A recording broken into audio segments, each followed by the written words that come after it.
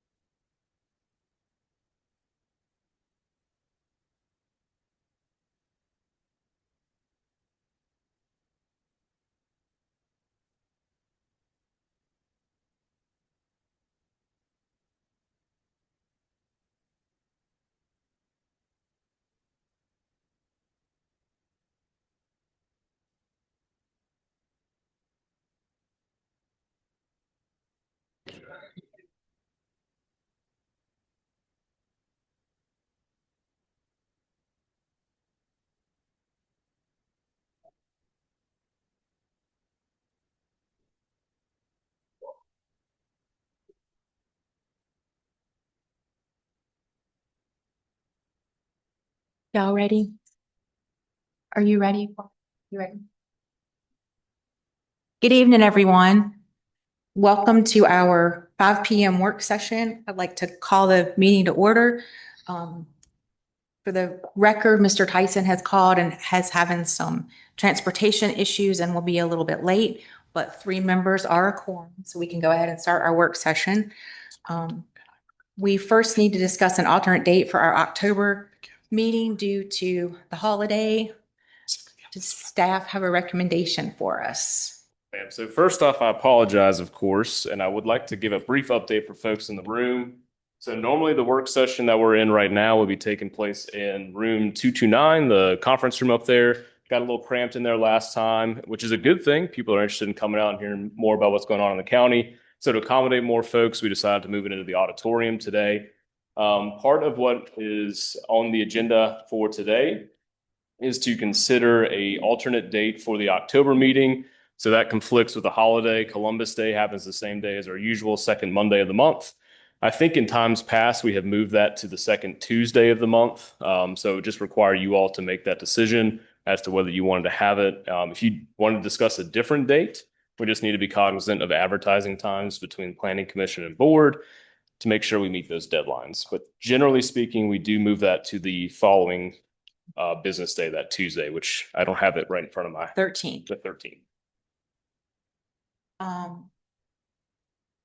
Does anybody have a conflict with October 13th? No. That'll be fine. The October one from the 12th to the 13th.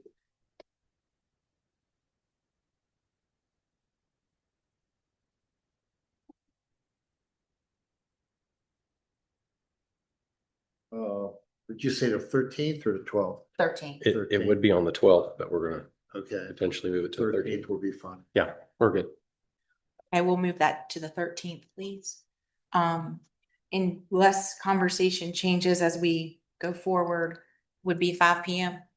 Yes, ma'am. All right. All right.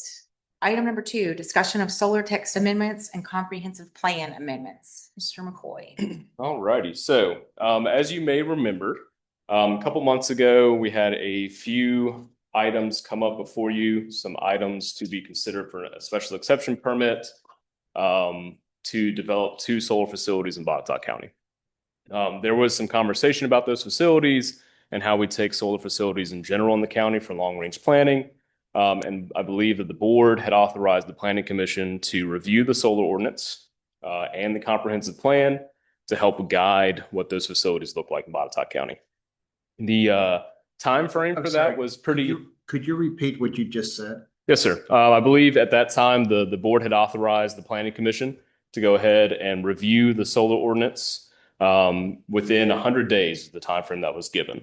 And that's the important piece of why we're discussing it here tonight, is that 100 days from that date, May 26th would be September 3rd, if I'm not mistaken, which would be before your September planning commission meeting. So what we're looking at today is to meet the statutory deadline of 100 days. I wanted you all to be able to review the solar ordinance, review the work that was done by the Berkeley Group, a consultant retained by the county, to review and make some suggestions on the solar ordinance. And then if it is your wish, to go ahead and request some more time from the board to consider those items. I would consider this as kind of an advanced or lengthened work session, because at that May meeting, the board had authorized a longer time frame for the comp plan. So they authorized sometime in November as far as the deadline for that. And personally, from a planning perspective, I think you should have both the comp plan and the solar text ordinance in front of you, because they really serve each other very well to help guide your decisions. And without one, it'd be difficult to make those changes to the solar ordinance today in the hopes that the comprehensive plan would kind of interlock and support those decisions. So wanted to put this in front of you all, take a review of the solar ordinance itself. We'll have a presentation of some highlights of that. And then we want to get your feedback and comments. That way we can get that to the Berkeley Group, get those included in those changes. And then hopefully, if the board is permissive of it, consider these at a future date. Does that seem like an appropriate path forward? Well, is the expectation that we would be voting on this today? Yes, sir. So it is required that within 100 days, a recommendation is made to the Board of Supervisors as to approval or denial. That's the only reason why we're here tonight.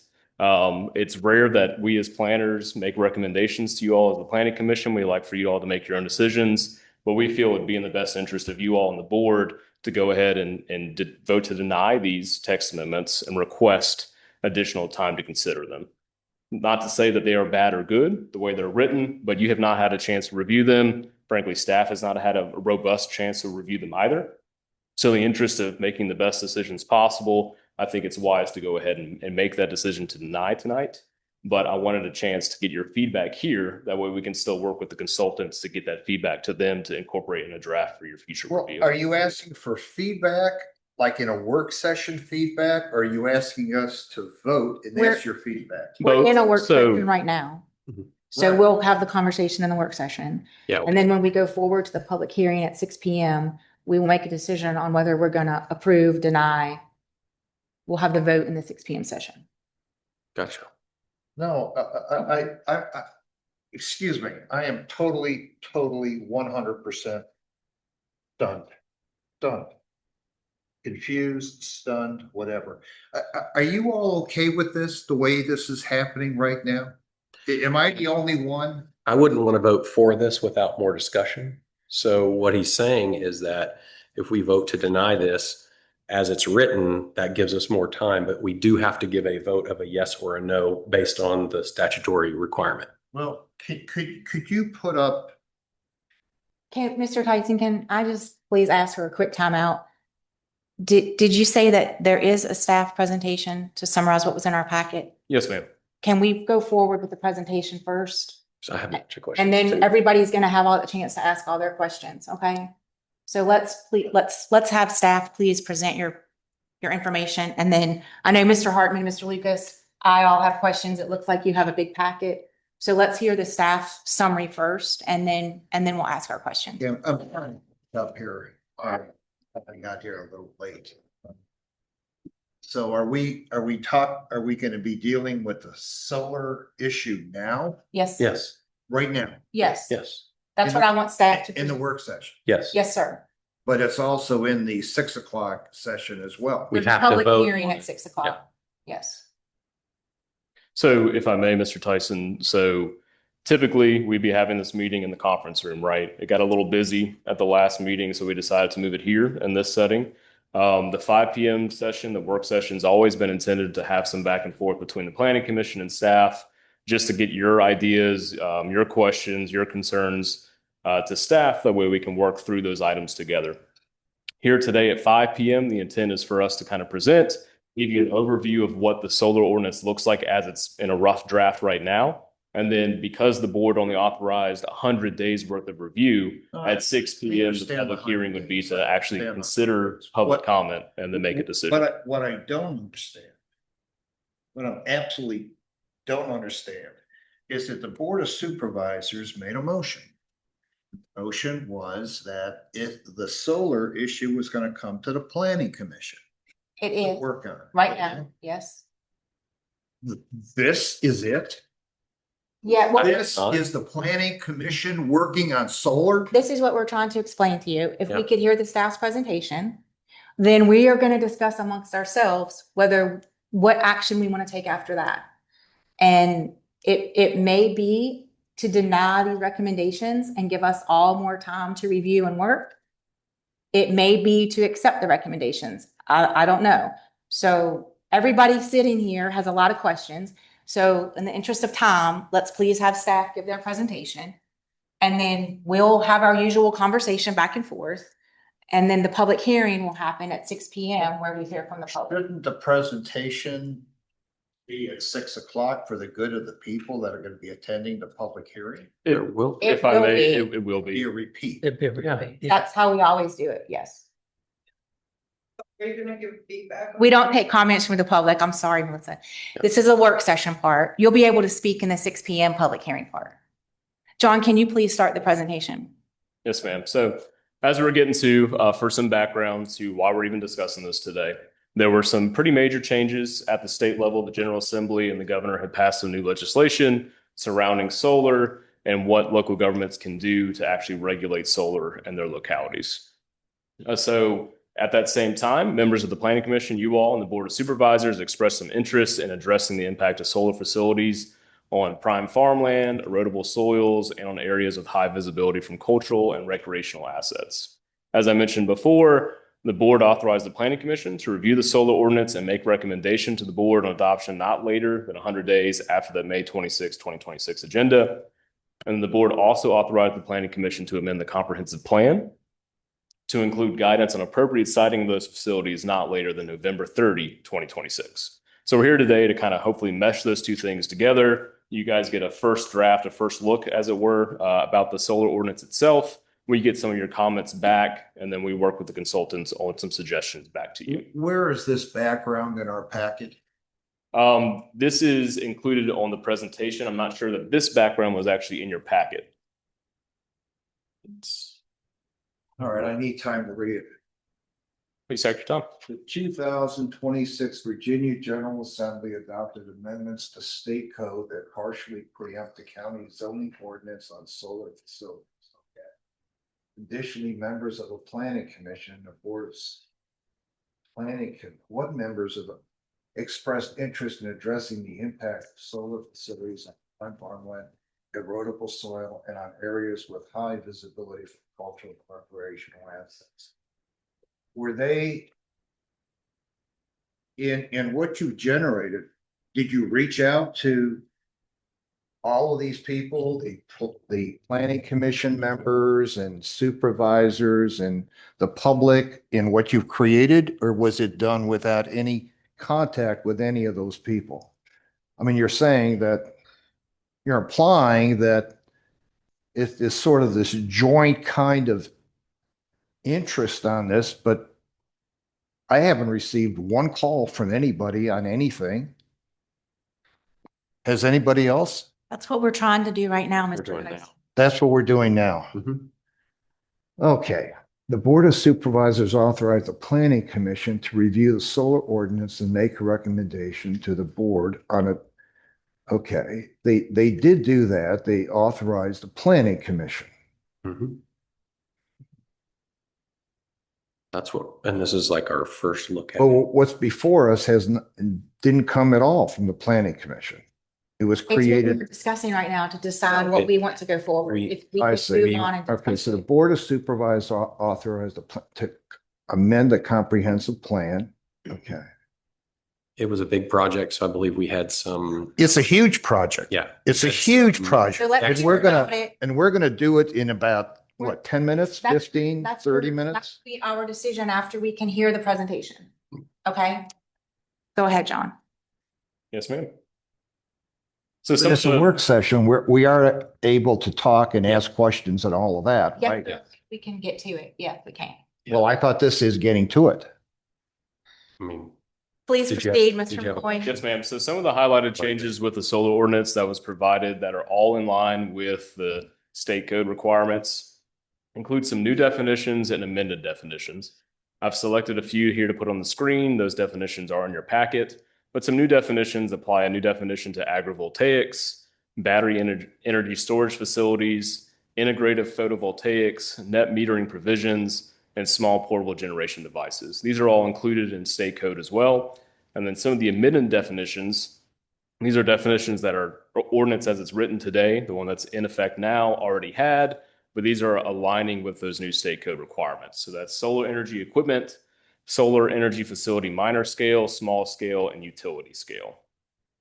So to provide you a little bit more detail as to what those are, the solar energy equipment simply adds battery storage to that definition to meet state code requirements. Excuse me, on the minor, how do you delineate minor versus small versus utility? That's a fantastic question. I'm about to get to that. So for solar energy facilities minor scale, that recategorizes those facilities to less than 1 megawatt of production power. For solar energy facilities small scale, that recategorizes that to not exceeding 20 kilowatts. And then for utility scale, we had that at 5 megawatts was kind of the minimum for that to be considered utility scale. State code kind of puts that at 1 megawatt. So just to make sure that we're in alignment with that, they're proposing recategorizing that to more than 1 megawatt and clarifies the intent for power to serve off-site needs. That was a little bit fuzzy. We did have questions from some solar developers as to whether that could serve off-site. And that addition in there is just to make sure that that is taken care of. So a 5 megawatt facility would be what? Utility scale. So anything more greater than 1 megawatt of production would be then considered utility scale. And that's in alignment with those state code changes. So how do you go from 20 to 1? So solar energy. What's between 20 and 1? Megawatts. So if you look at the minor scale, that's less than 1 megawatt. That solar energy facility small scale is not to exceed 20 kilowatts. And then utility scale is anything greater than 1 Right, megawatt. right. What I'm asking is that small scale does not exceed 20 kilowatts. Correct. And utility scale is anything above 1 megawatt. Yes, sir. So when you go from anything above 20 kilowatts, what is that? Between Minor? 20 kilowatts and 1 megawatt would be minor scale. Anything over 1 megawatt. Would That's minor scale. Yes, sir. So those changes, of course, were made to be in alignment with state code. Included with that are some modifications to where these are permitted. I know this table is probably not the best reader friendly here, but you'll see that that small portable solar generation device, those are things that folks can hang on their balconies and plug in and actually serve the needs in their homes themselves. That's a new addition to state code. If I'm not mistaken, and I'm probably foraying into things I shouldn't talk about, I think us and Utah are the only two states that allow that in that capacity. And then you'll see the minor scale ground mounted facilities are included as permitted by right in any commercial or industrial district. And that is in alignment with state code as well. And then the utility scale includes those by special exception permit. Can I interrupt you a second? Yes, ma'am. The changes shown on this chart are things that we basically have no choice in. These are the new mandates, right? A lot of these are driven by state code requirements. Yes, ma'am. Okay. The things that we do have a little bit of control over will come into the next slide or two. Okay. So solar, of course, as the ordinance is drafted today, includes a lot of what we call development standards. So even if they come to you all and request a special exception permit before it even gets to you, they've worked with staff to make sure that those pieces of the ordinance are included in their application. So these are required regardless of whether they came to you for a public hearing or if they died on the branch before they even came to you all. So some of those development standards amended setbacks in line with state code changes. Something that's good to see in there is the addition of setbacks from wetlands or perennial streams. So I think that was a big concern that we discussed during those two items that came up earlier this year. It clarifies the erosion and sediment control regulations by tying them to what the state requires. This was always something that was required of them to meet, but this just spells out in code what exactly they have to do. This next bullet, it adds wildlife corridor requirements for fencing. So these facilities are required to be fenced. Wildlife sees that as a barrier. It makes it difficult for them to pass through these facilities. To the extent possible, the facilities have to be designed in such a way to mitigate those impacts to wildlife as they move through our natural environment. The next one is a reduction in vegetative buffer width. That is not something that we wanted, but that is something that is per state code changes. So that's a reduction from 150 to 50 feet in width, which is a pretty big drop. And then a reduction in those new tree planting size from 5 feet to 3 feet. So that's also a pretty substantive drop. And we don't have any way to avoid that change. No, when we worked with the consultants on this as staff, we said what we heard from Planning Commission and the board during these public hearings is to the extent possible, we want the maximum restrictions on these types of facilities for their placement, for their buffering requirements, for their setbacks. We want to make sure that these facilities, if they come to you all for a vote, are meeting the strictest requirements of the state. But I did see something in there about fencing as well to go along with that 50 feet. Is that? Yes. Okay. So that instead of 150 feet, they basically have to do 50 feet and some type of opaque fencing. I believe it has to be outside the buffer requirement, but let me take a quick look at that too and see if I can get you an answer. Okay. And this is why we wanted to work on that. Yeah. So another big impact that. here is this increase in panel height. We had it a maximum of 12 feet. The state code makes sure that we have that up to 25 feet. So that is at the top of the panel. So if they're at a tilt, the top tilt of that panel could go up to 25 feet. Was it 12 feet before? Yes, sir. Mm-mm. So, and then this last piece here is adding stringent prime farmland and erodible land protections. That is definitely something that we heard from you all. We made sure the consultants included that in the actual draft, and they do tie those to the USDA specific requirements of what is prime farmland and erodible land protections. And you may have seen too, I did forward you all some comments from one of the solar facilities that reviewed this. This is not a judgment call either way on my part, but they felt that those were way too stringent for their ability to develop in Botetourt County. So I just want to make sure you all realize that we did not try to give an easy pass. We're not trying to make this super easy for anybody because that's not the message we heard from people. Could you repeat that? Who feels this is too stringent? One of the solar facilities had reached out because they've been obviously. That's the email that you sent us earlier today?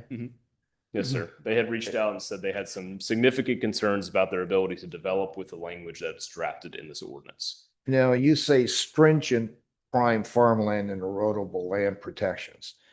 I studied this. I found one paragraph, small point about prime farmland and one bullet point regarding erodible land protections. Is that the stringent protections that you're referring to? Or are there more embodied here that I just couldn't find? That's more what I was referring to because it does bring those up. So you would have seen before in the ordinance, it says identification of recently cultivated lands and predominant soil types of those lands. But now it includes that piece that talks about delineation of any prime farmland and highly erodible land or potentially highly erodible as well.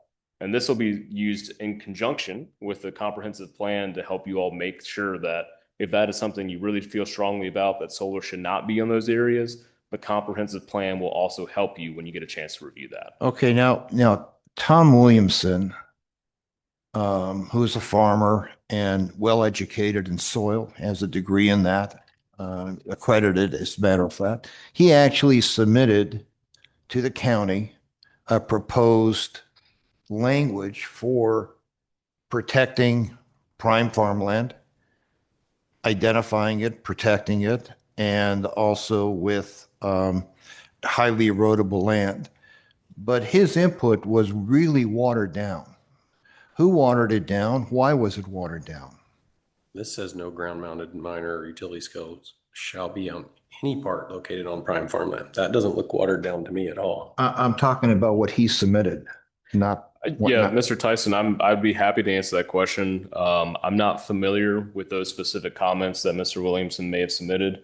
If that's something that you want to include in here, I mean, this is definitely the opportunity to make sure those comments and feedback are. Well, that's what precipitated the board to actually do this. I saw a lot of technical research that was submitted before. I may have missed where he provided some suggested language, and if so, that's totally on me. But I did see a significant amount of research that had been done in the solar facility. John Alderson funded, there was a legal effort to basically come up with language, and that was submitted to the board for consideration, and that consideration resulted in going back to the planning commission and where we are today. So I'm just curious, that initial proposed language was really watered down by a lot. Okay. And I'm wondering who did that and why did they do that rather than adopt it as it was presented through the Board of Supervisors? Mr. I'm just Tyson, wondering. I think I can answer that question to some degree. I actually had conversations with the law firm of Woods Rogers, which represented John Alderson. And actually the language that you see in here is virtually identical to the language that Woods Rogers developed and submitted in their draft. It is identical. I said close to identical. I mean, the argument that they were. I did not see the research that they had done, which presumably was done in preparation for litigation against the county if the solar farm had been approved. So it was a situation where we got what we got through the attorneys. But what I'm reading is that nothing can be done on prime farmland and nothing can be done on any erodible land as defined by the United States Department of Agriculture. And what they were arguing about and correct me if I'm wrong, but they were arguing that that was too strict, that they wanted the opportunity to put some on some potential prime farmland. And that's not what's in here. What's in here is saying no prime farmland, no erodible land. No, I agree. That's what this says. So, I mean, I'm not sure how that's watered down. I guess that's what I'm trying to figure out. What do you mean watered down? That says none, none. All right, we're miscommunicating. Okay. All right. Apparently, the Williamsons, John Alderson with Tom Williamson, I guess they have some collaborated with an attorney, the law firm. I didn't know who the law firm was. That's been pointed out. And they submitted language. I received a copy of that. Okay. And what I was given and what's in this is different. It's now, I'm not saying that's bad. I'm not saying that's not adequate. What I'm saying is that it was changed. I don't think it's our responsibility to take I mean, I don't- verbatim what a law group. What, I don't was there think it's our. better wording? I Yeah, think but- this is pretty strict and it, I think meets the intent that we were worried about on those two other public hearings. I think if the intent bothers you, then we should No, it's work not. on It's changing that, but I don't think we need to worry about whether it was verbatim Where from it came Mr. from. Alderson or Mr. Williamson's documents, right? Like, that's not our responsibility, is to take a civilian's verbatim language. This is pretty strong, as Mr. Lucas said. It Well, says who- none. who enforces that? Who actually determines that? Okay. I mean, I asked, We are right now. I asked County enforcement. what, of all of Botetourt County, where is the prime farmland defined? And I was sent something via email that was hard to basically discern, and how it translated to a particular parcel. I don't know how that translation occurs. Okay. So maybe that can be explained. All right. So somebody would have to say, hey, is this parcel here prime farmland or not? Mr. How Tyson, is- if I can help with that. The USDA has a website that defines prime farmland, and they have a number of criteria that evaluate that. That flows all the way down to everything in Botetourt County, including the Soil and Water Conservation Group. So it's not, it's a USDA definition and identification. It's not anybody locally that says that. Does that answer the who? No, okay. So the solar farm application that was retracted, how much of that is on prime farmland? One of them had a small percentage, I believe, and one of them had zero. One Which, of them was on no prime farmland whatsoever. And I think one of them had a small amount of, that wasn't even, it was in the same tract, but it wasn't part of the solar panels themselves, if I remember correct. and the erodible land also is defined? Mhm. Yes, All right, sir. you're saying our entire Botetourt County has been mapped for prime farmland and for erodible land. Is that correct? Prime And you farm- could take that mapping that was done and apply it to a particular parcel and know which parcel, which part of that is erodible and which part is prime. Sure. Is that correct? So did some research too, because I had those same questions. The prime farmland piece does have a online mapping tool. It's actually through DCR. I think it's data that comes from DA. If there's somebody that's more expert in that than me, I'm sure I said something wrong.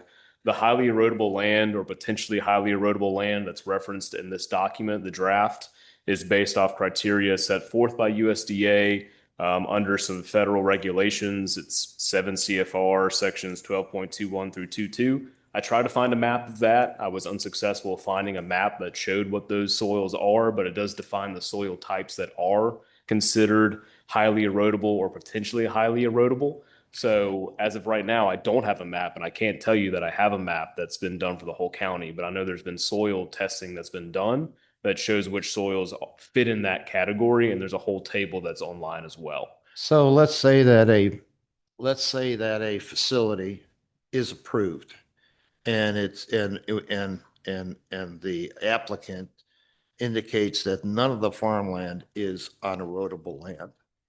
And a solar facility is installed and it's eroding badly. what happens then? So there are regulations provided through DEQ, I believe, that would meet the erosion and sediment control.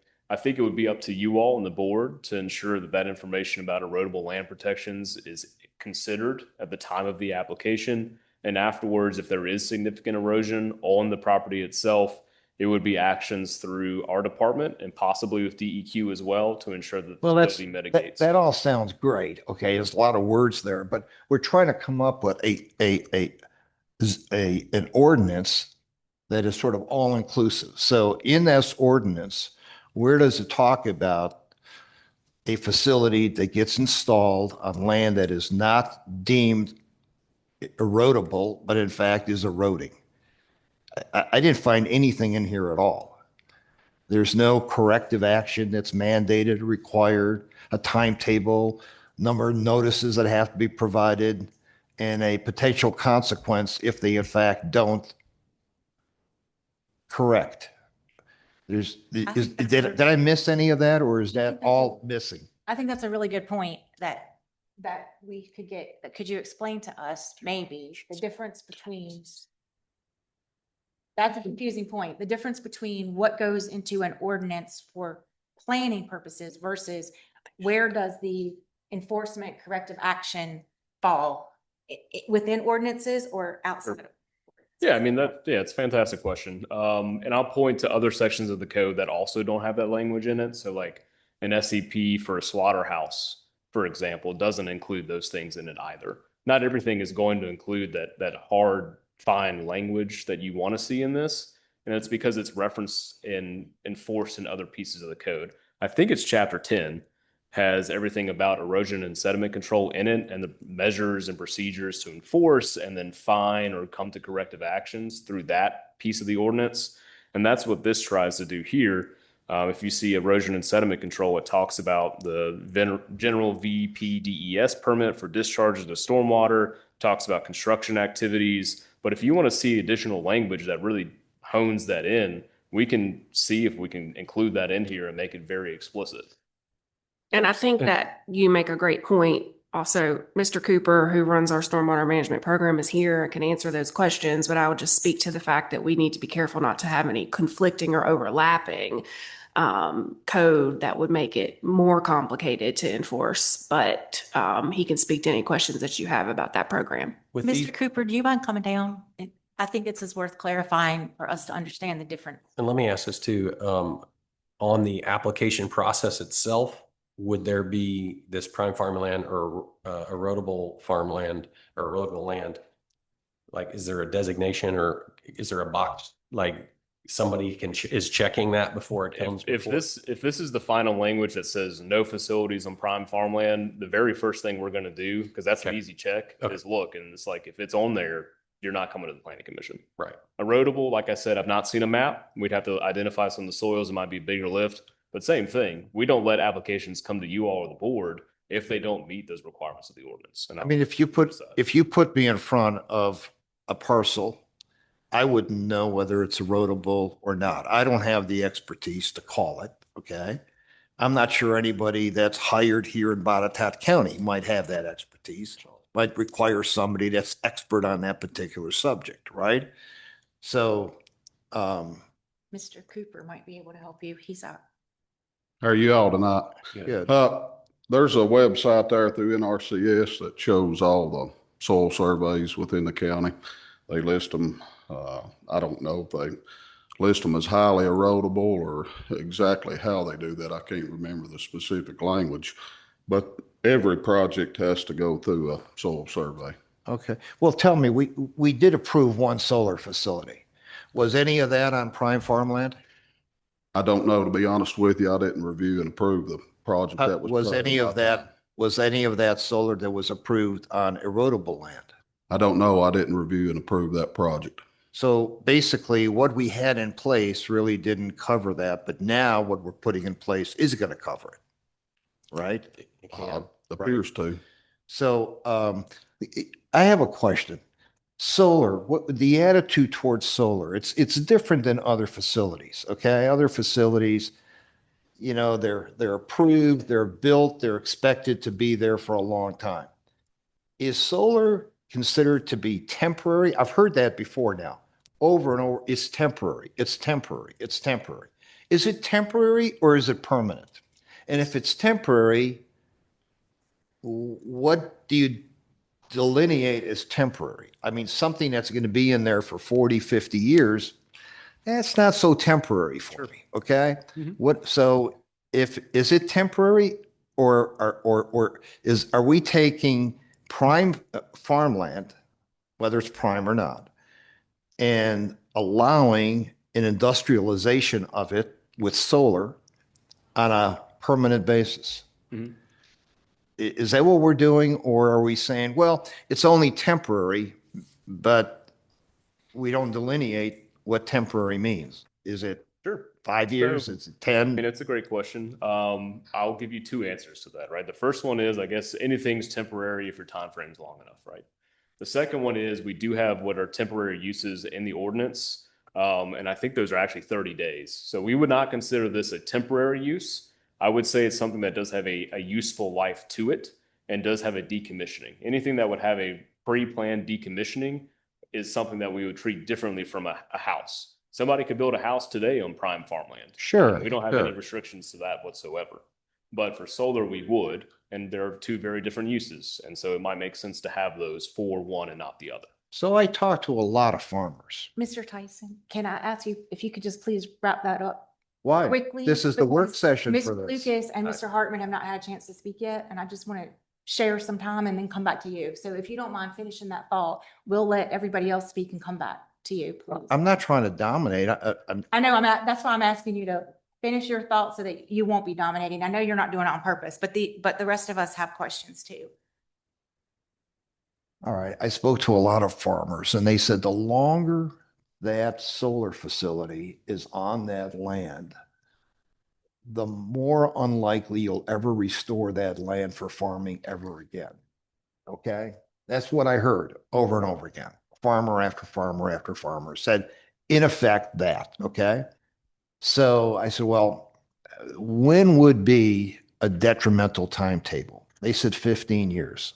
If it's there for more than 15 years, forget it. You're not going to be able to restore that land. Now, 15, 20 years. Some said 20, some said 15.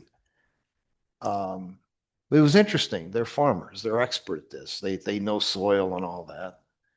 And so if that's the case, why wouldn't we say, sure, build a solar facility, but at the end of that period, 15 or 20 years, okay, it's got to go away. It's got to go away. Okay. It's got to be decommissioned, not only decommissioned, but it's got to be totally restored. That's something that we can consider in our, right? We can consider that as a point. Okay. I would want to defer to legal counsel to see if there's any state code requirements about, if you can kind of put a sunset on those or not, but that would be a policy decision for you all and the Board of Supervisors to make. Well, and I'm also curious, are you trying to, I mean, argue the point, but I mean, are you trying to push for the point that it should not be on prime farmland? Or are you trying to push for the point that you can put it on prime farmland? Because if you're arguing you shouldn't put it on prime farmland, I don't know why we're talking about it, because that's what's in here. No, I'm talking about farmland. You want it on farmland? You want solar panels on No, farmland? we're differentiating farmland and prime farmland, right? Okay. We're saying it can't go on There's a prime farm. question that could we set a sunset? I think your question is, can we say, all right, it's got to be decommissioned in 15 years, 20 years, pick a number. That's what you're saying, right? You're wanting to limit, you don't want it to have a 40-year lifespan. You want it to have. Yeah, I'm just trying to figure out if you're looking to put it on farmland, because the way it's written says no prime farmland. I'm assuming that's farmland. Well, And if it's farmland, I don't want it on farmland. So that's what's written. And if you were wanting No, no, it on farmland, then I don't know what. excellent point. Okay, so let's talk about A1, agricultural land. Okay, is agricultural land farmland? Not all. Not necessarily. This is by definition, the USDA prime farmland. Now, we might need to look into deeper dive as far as what restrictions they put on that as far as Okay. official prime farmland versus just All right. farmland or agricultural land. I don't know whether this is semantics or whether this is an excellent point that you're making. I regarded agricultural as basically All farmland? farmland. I don't think that's the And case. some of it is prime and some of it isn't prime.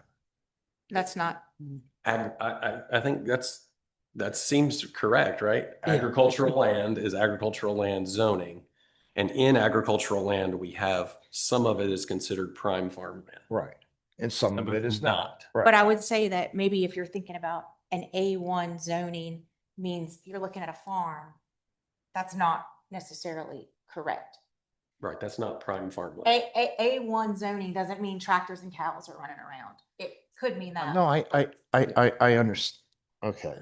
But you know, it could be like other, you know, there's houses, it's not farming. It's not. Y'all explain A1 better than me. That's your job. Yeah, I mean, you're right. Not all A1 zone property is prime farmland, and not all A1 zone property has farms on it. There is A1 that has All right. houses. Let me ask you, Sure. is any farming done on non-prime farmland? I'm sure there probably is. Great. Okay. So there is farming done on land that's not prime. That Yeah. sounds And correct. and we're saying that on that land, we could put a solar facility. If we. That's a great question. I think that would be correct underneath this ordinance. Okay. If you grant an SEP, They'd have to come and present that to you beforehand. Right. and what you would want to see, of course, if I can, make this assumption, is in your comprehensive plan, the updates to that, you would say, we really want to see solar not be on any farmland. We want to see it on industrial zone property or on rooftops or above parking lots or whatever that you might seem fit. But I think the state is telling us that we can't limit it that way. Is that? Can we, before we go down that path, I'm sorry, it's 1:45. Can you finish your stuff in the public hearing part, Mr. Tyson? It's not the end of the conversation. I want to give these gentlemen a chance. Do you guys want to pipe in here? Or are you happy with Mr. Tyson? Could No, I it's just got- draw just a real quick connection to that's why we have heard and are so supportive of marrying the zoning ordinance and the comp plan together, to be looking at those in tandem with each other rather than separate, because the potential avenue for that is with the state code changes, more flexibility through the comp plan than the zoning ordinance. I'm sorry to jump in. I hope that was okay. I had a question about that. The state code, so it changed from 12 feet to 25 feet. Is that something that Botetourt has to go by? Is that what's I think so. on everything? If they changed it to state code?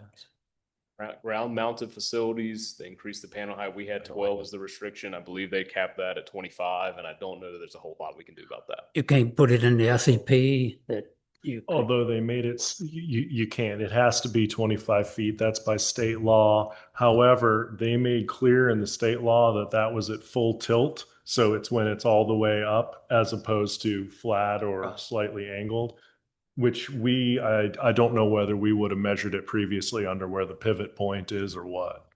Jason graded the top of the panel, I think is how it was spelled out. I got a question about, so that Berkeley group, they put this together. Mhm. Who looked at it after it got put together in Botetourt? Yeah, it's a great question. So the kickoff that we had was with staff and Berkeley Group. I actually have that in front of me. We met with them, Who's we? myself, Matt Lindsay, the planner in my department. I don't know that he's here tonight. We met with them, and I don't think Nicole was in there. She was off at that time. But what we did was we took what we had heard from you all, we took what we heard from the community, from those public hearings and the Board of Supervisors, and told them that we need to meet state code requirements as directed by the board and the planning commission. And we want to be very restrictive as far as we can take it, is my understanding. And so that's what we communicated to them. We had a kickoff meeting on June 9th, and then we received an initial draft on July 14th. We met on July 21st to discuss that draft.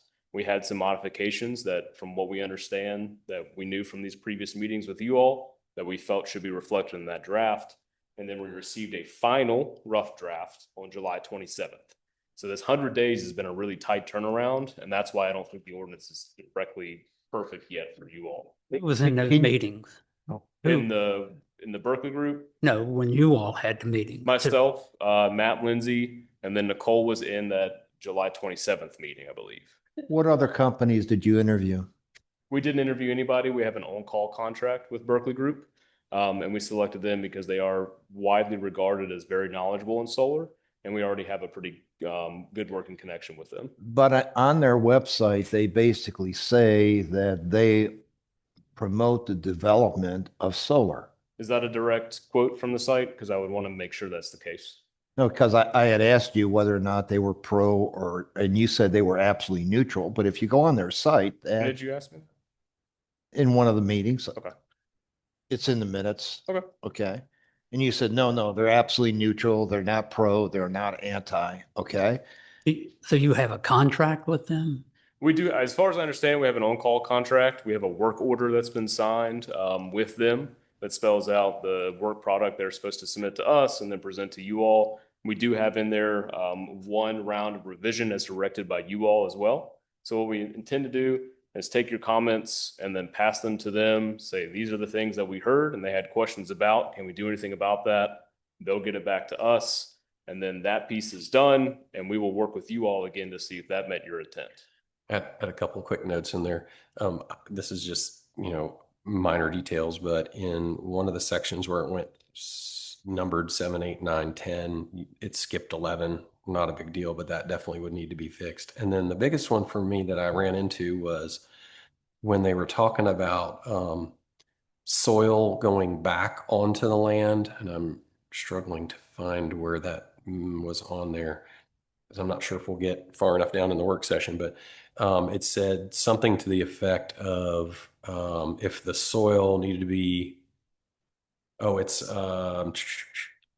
under stormwater, topsoil shall not be removed from the site and shall be returned to disturbed areas unless returning soil would cause adverse impact to topsoil integrity or is not practical for construction activities. And I want to know who determines whether that is, who decides whether or not it is not practical for construction activities. Do they get to decide whether it's not? Because I don't think that's appropriate. I feel like, there should be either the planning commission or the board or someone that actually gets the reason why they wouldn't return topsoil back to the site. Would that be something in your purview, Mr. Cooper? Like, or could we somehow? Possibly. Right, like it's DEQ. You would you're do gonna- some sort of Possibly. local inspection. Right, under some type of inspection, or they need to provide a reason and somebody verify that that's an actual reason not to return soil. We might be able to tag that. Sorry, that was a big one that I saw that I didn't like. I think that's a good point, and I'm sorry to interrupt us, but it is 10 till 6. So I just wanted to do a quick consensus. I feel from people. My thought is, for consideration, is that we go through the 6 o'clock public hearing and then make our recommendation to whatever we're going to do about this. I don't want to put words into people's mouth, but after that, I'm thinking, if the vote is no, would the planning commission be willing to work out a date that we either had a special session, work session, or at our next work session, we meet like, say, 4 to 6 or Maybe something do a like 4 to that. 6 or something like that. I feel like there's a lot of There's a lot. stuff in here that, I really applaud the fact that they have tried to put it restrictive, but I feel like we need to discuss this a whole lot more because, I've been one that I much prefer solar panels going on buildings going on, pavement.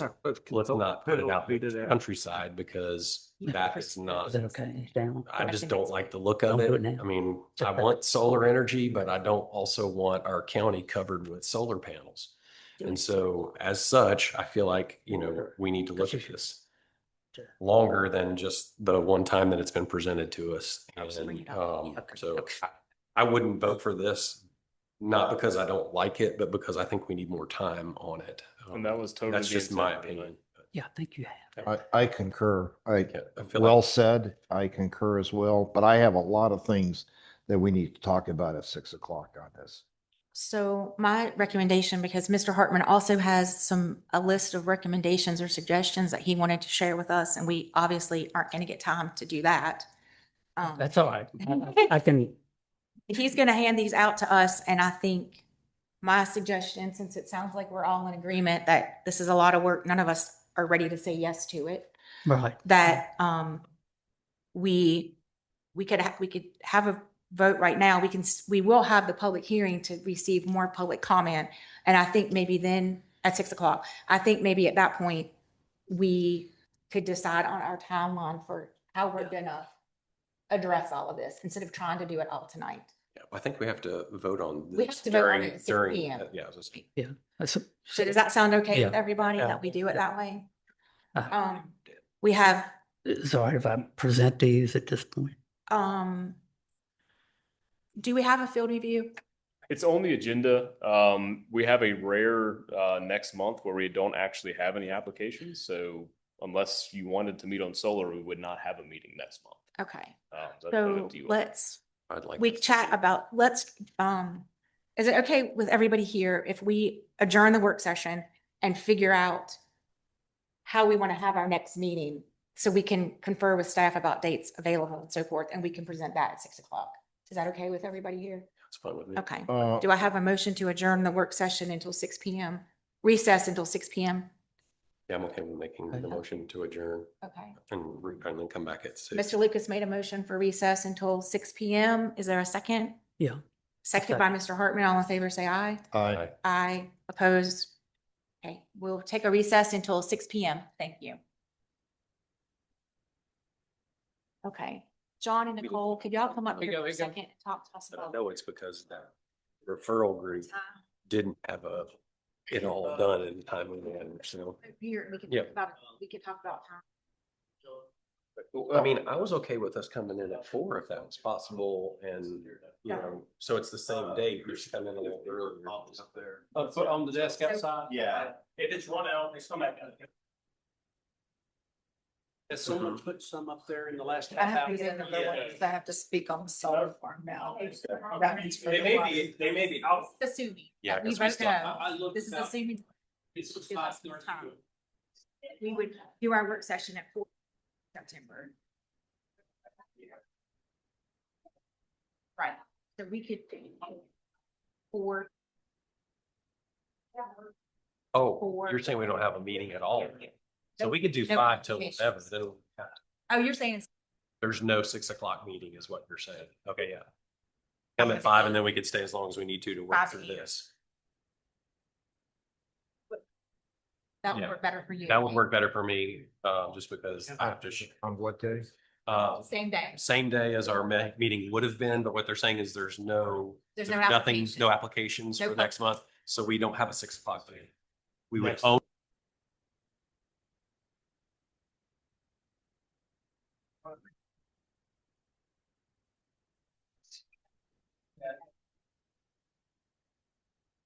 You all know.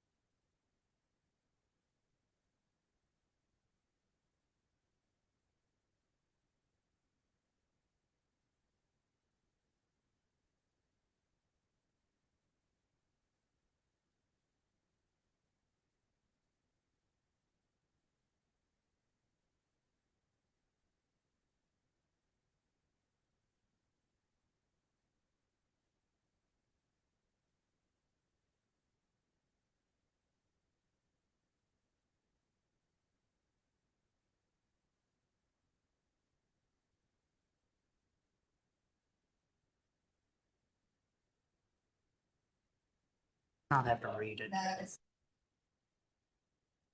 Okay.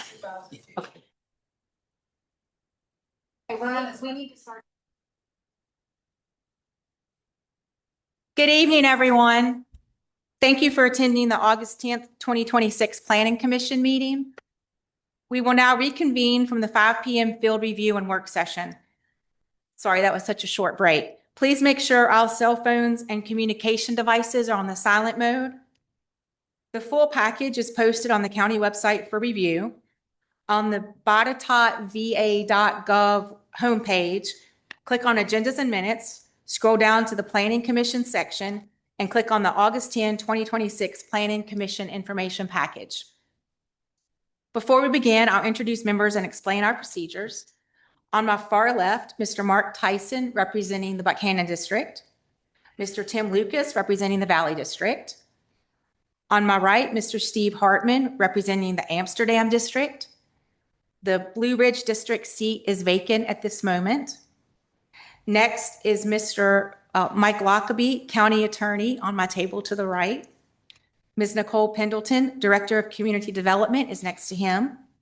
In the front row, Mr. John McCoy, Mr. Matt Lindsay, both planners, Mr. Brandon Nicely, the ex officio member representing the Fincastle District. I am Elizabeth Leffel. I represent the Fincastle District. To expedite business, the Planning Commission has established the following procedures.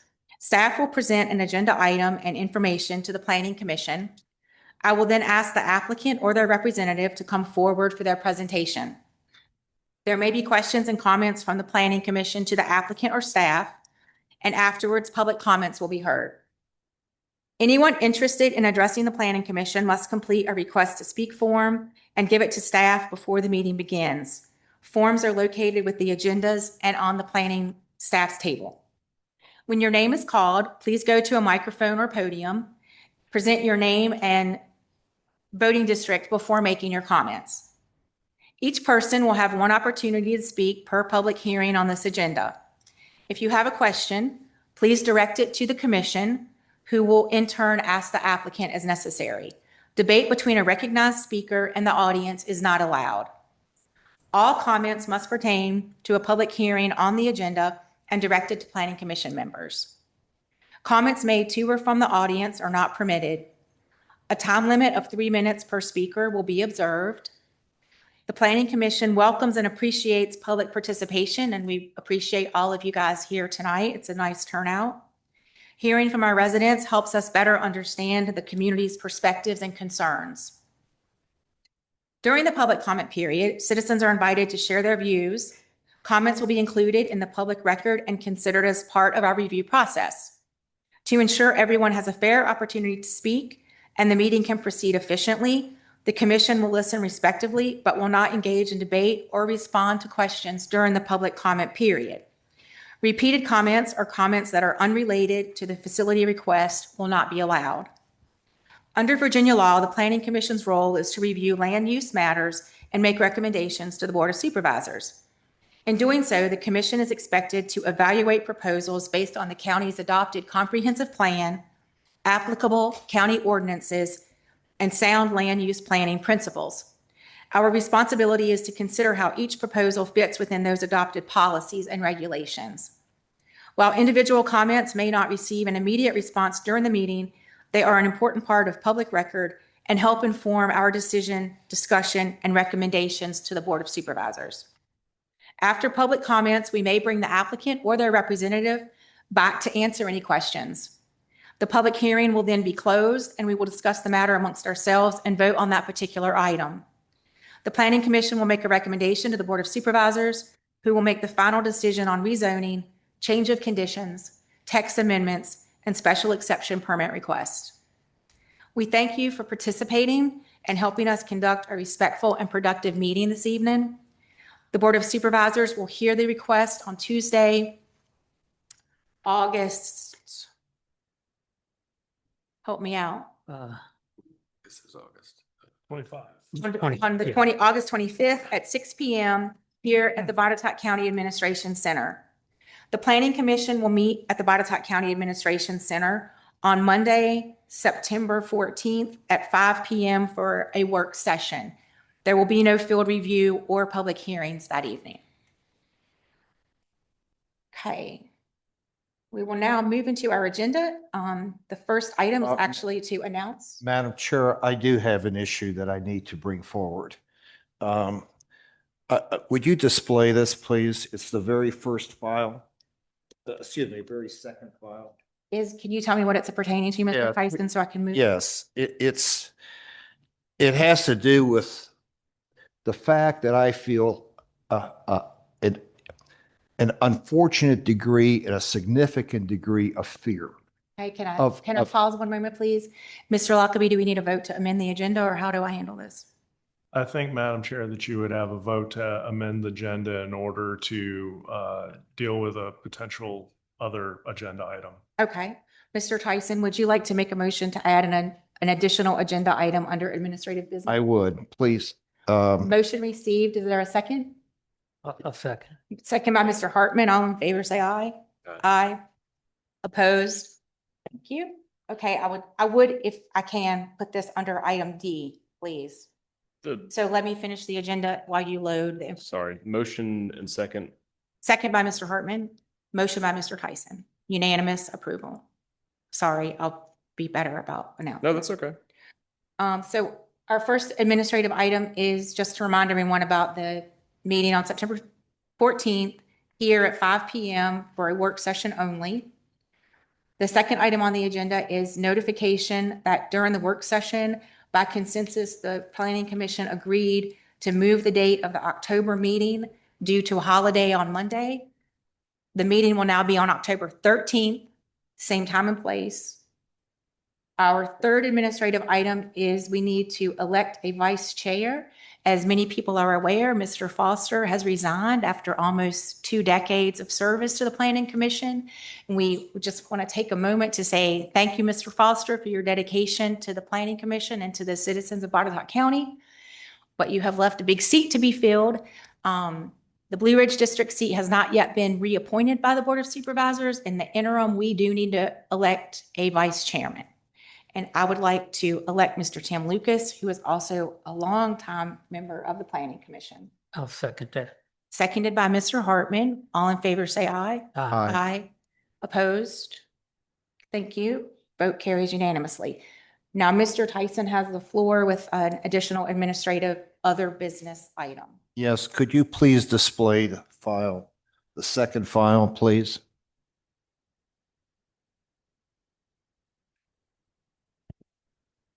All right. I don't believe that being a commission member, one should feel retaliation. And I believe that there is an amount of retaliation and harm that's coming my way because of the passion that I have applied to serving as a planning commission meeting. This was provided by a supervisor regarding this issue, and let me read it. It says, "What I do encounter is widespread fear that taking a position contrary to the administration and our board of supervisors will result in retaliation." What I'm feeling, actually. People have shared with me that they are unwilling to run for office for fear of harm to their business interests or even to publicly weigh in on issues, perception, or reality. This strikes me as a problem. What is it that we need to do to assure the public that no harm will come to them for exercising their rights? I wrote a fairly lengthy paper that I submitted, a letter that I submitted to Mr. Lockaby on the matter. I got a word salad response. And there's nothing that really can be done except the fact that I shouldn't sit here and be concerned this way, but I am. I mean, this county put a police officer behind me to arrest me, potentially arrest me, last meeting. That's uncalled for. That's unnecessary. I mean, what in the world? What in the world? People were hurt. People heard the call to the sheriff to send a deputy to arrest me. What's going on? We had heated discussion, but at the end, we were fine. Nobody was upset. We're supposed to be passionate about issues that affect our county. And if we can't, then what are we doing here? I mean, is this board irrelevant or is it relevant? And if it's relevant, we ought to be able to serve. Just being a commissioner, it's hard. If you're really going to apply yourself, you don't get paid anything. Some people think we're paid for this. We're not paid anything except a stipend that doesn't cover even come close to covering the cost. That's not a complaint. That's a fact. Okay. We don't become a commissioner for financial benefit. And then not only to put yourself out and serve, and the amount of time that it takes is amazing. And then to be concerned about retaliation on top of all of that. And other people are afraid to run for office because of retaliation. I'm banned from having direct communications with the planning department. That still stands to this very day. Okay. And that's not the first time I was banned in this county. This county allowed something that was so egregious. And when I took issue, you know what the county did? The county banned me from having any communications with any supervisor, including my own supervisor, unbeknownst to me. That's how it started here. That was a decade ago. And now I'm sitting here as a planning commissioner and I'm concerned for retaliation. Just needed to express that. Just outrageous. Thank you for giving me the opportunity to voice that. Thank you, Mr. Tyson. I don't know that I can resolve that problem, but I am sorry that you feel that way. I'm sorry I feel that way too.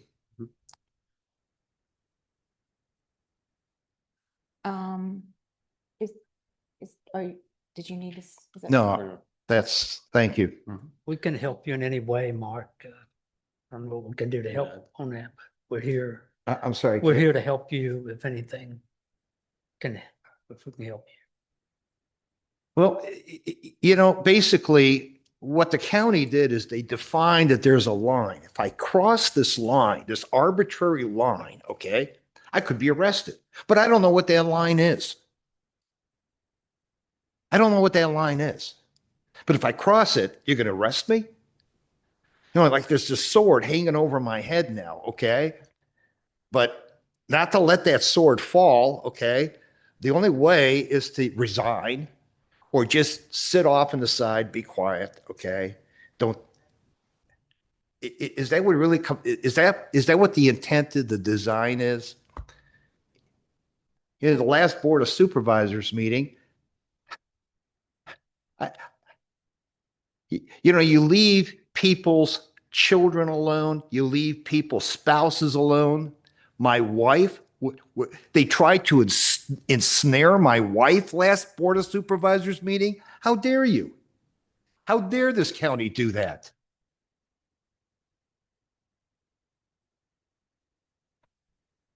I don't think it's Just fair for Mr. outrage. to have to answer, but maybe Mr. Tyson, Mr. Lockaby, I'm willing to, I don't know if. Pretty uncomfortable, isn't it? Yeah. Everybody's sitting here really uncomfortable. I've been on the planning commission for a long time. I've never felt those kind of fears. I have reached my hand out to you on multiple occasions to make sure that we were working together on all issues related to planning commission. So sorry if you've gotten that from this anybody. Has not been from anybody on this board. No. Okay. Not from anybody on this board. I wish you the best of luck of resolving that for sure. Thank you for bringing it up, Mr. Tyson, and I think we'll work on that offline. Thank you. I'm sorry, Mark. We'll have a public hearing, first of all, now, on the Virginia Water Authority request. Mr. McCoy, will you be presenting that to us? Yes, ma'am. May I just clarify that it's not a public hearing? I believe you all closed the public hearing, so the only intent would be action at this time. Okay, That's right. All right. thank you, Ms. Pendleton. So, can you double check the agenda for me? I think it may have been advertised as a public hearing. Because we do have some comments on that. I think you can reopen the You can public reopen hearing. public hearing, so just need Okay. to reopen it. before- You So- can give us your presentation. Madam Chair, if I may, this item, of course, came up before. It was tabled at a prior planning commission hearing without a date certain. I will not read the legal advertisements. I think we're all familiar with the project here, and there have been no changes to it since the first time it was heard. For some background, at the regular session held on July 13th, the planning commission voted unanimously to table this public hearing item. Per county code, the planning commission must take action on all commission permits within 60 days of an application being deemed complete. That's why this is back to you all this month, as next month you wouldn't have had the chance to make your decision, because failure to make a decision without an extension by the Board of Supervisors actually results in an automatic approval. And that's the code section there before you to take a look at if you're interested. So we wanted to make sure that you all have the opportunity to say yes or no to this. For some additional context, had a brief conversation with the Water Authority, one of the engineers that actually presented, Joseph Arthur, and there were some questions about that 12-inch main. This is from their design standards for water systems. This is not something that I've got any sway or opinion about one way or another, but I highlighted that part because Joseph Arthur had mentioned that was per West Virginia Water Authority standards. This is in their design standards for water systems that was published in 2024. And that top line there says, generally, the minimum water main size is 12 inches when located along a primary or other major roadway. So hopefully that helps a little bit. Don't have to believe me, of course, but that is what's written in that document, and that's what they use to design their systems, my understanding. As I said, there are no fundamental changes to this application in any way. It's the same project that you all heard. So the request here is to hold that public hearing and then take action to deny or approve this item. If you do not do that, automatic approval goes to the Board of Supervisors for the final decision. So if you have any questions for me, I'm happy to answer them. Otherwise, I'd encourage you to open the public hearing, hear from the community, and then make your decision tonight. Any questions for me? Commissioners, questions? Go ahead. Well, I do. This is in effect exactly what was presented before with some additional pages, but no substantive changes except that today we received, or I received an email, I guess everybody else did, that from Mr. McCoy asking that this be approved, but also bringing in the fact that this will help a problem of second here.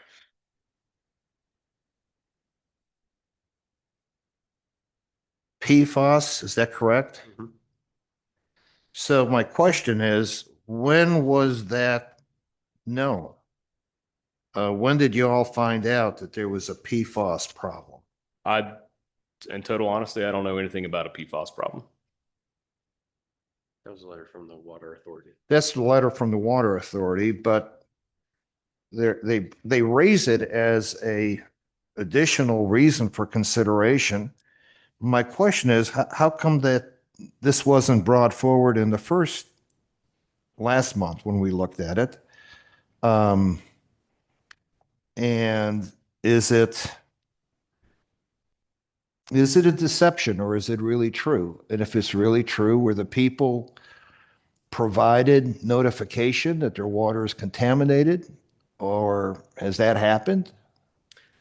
Do you mind if I'm not entirely sure what the document is you're referring to be totally honest with you. Oh, I thought you sent it to us. It was forwarded. I sent it. It's the letter that we got from Mike McAvoy. Oh, okay. Yeah, I had not had a chance to You review. want to look at it? If you don't mind.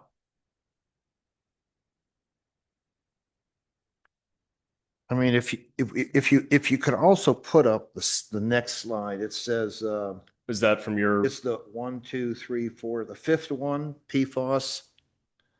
Is that from your work Yes. materials? Yeah, the flash drive. Absolutely. PFOS, PFOS combined? Yes, please.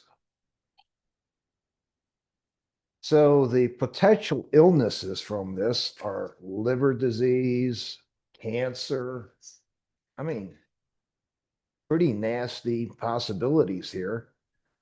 And so how long was this condition allowed to exist?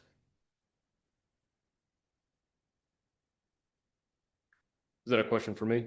Yeah, I mean, it was introduced as something we ought to take in consideration for this, but it raises a totally different issue, subject, and that's we have PFAS in water systems, and it appears that the people that are on that water system haven't been advised.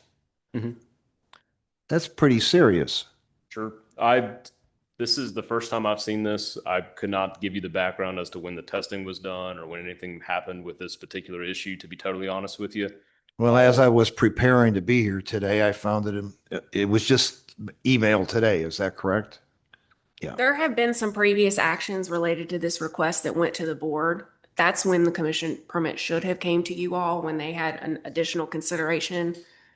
It didn't happen, so this was a cleanup item, and I think that may be why there wasn't a tremendous amount of information provided in the event. And I am happy to, for the folks that are in the room, the letter from Mr. McAvoy asks for the Planning Commission to approve the request. It notes it's a $1.46 million extension from their existing water distribution network to the Downita Hills neighborhood. That system is on what was once the county wells. The water authority took over that system and is looking to connect the water service from here to there in order to improve just the conditions that you are referring to, Mr. Tyson. It talks about resolving long-standing pressure concerns, improving fire protection, and allowing the authority to take a well that's, again, currently supplying the residents out of service. And then it goes on to say testing of the well to be taken out of service has demonstrated positive results for two PFAS compounds, and those test results can be reviewed. Now, I can't speak for this community, but I know that we get annual reports for those folks who are on water authority water, at least annually, in the mail about any findings that they have. I can't speak for this neighborhood. Says, I certainly understand the concerns around this extension as it relates to the planned Google data center project. However, the extension is northwest, away from the data center property, and will end in a neighborhood that has very limited water supply capability already. In addition, the Planning Commission has the authority to deny future extensions from this water main if it so chooses. I can assure the Planning Commission the main extension will be used for the purposes described in the agenda report. It will not be used to support the proposed data center. Again, this is from President of the Western Virginia Water Authority. Just thought it would be helpful for everybody to hear. Right. And it was good to see that. Could you also put up the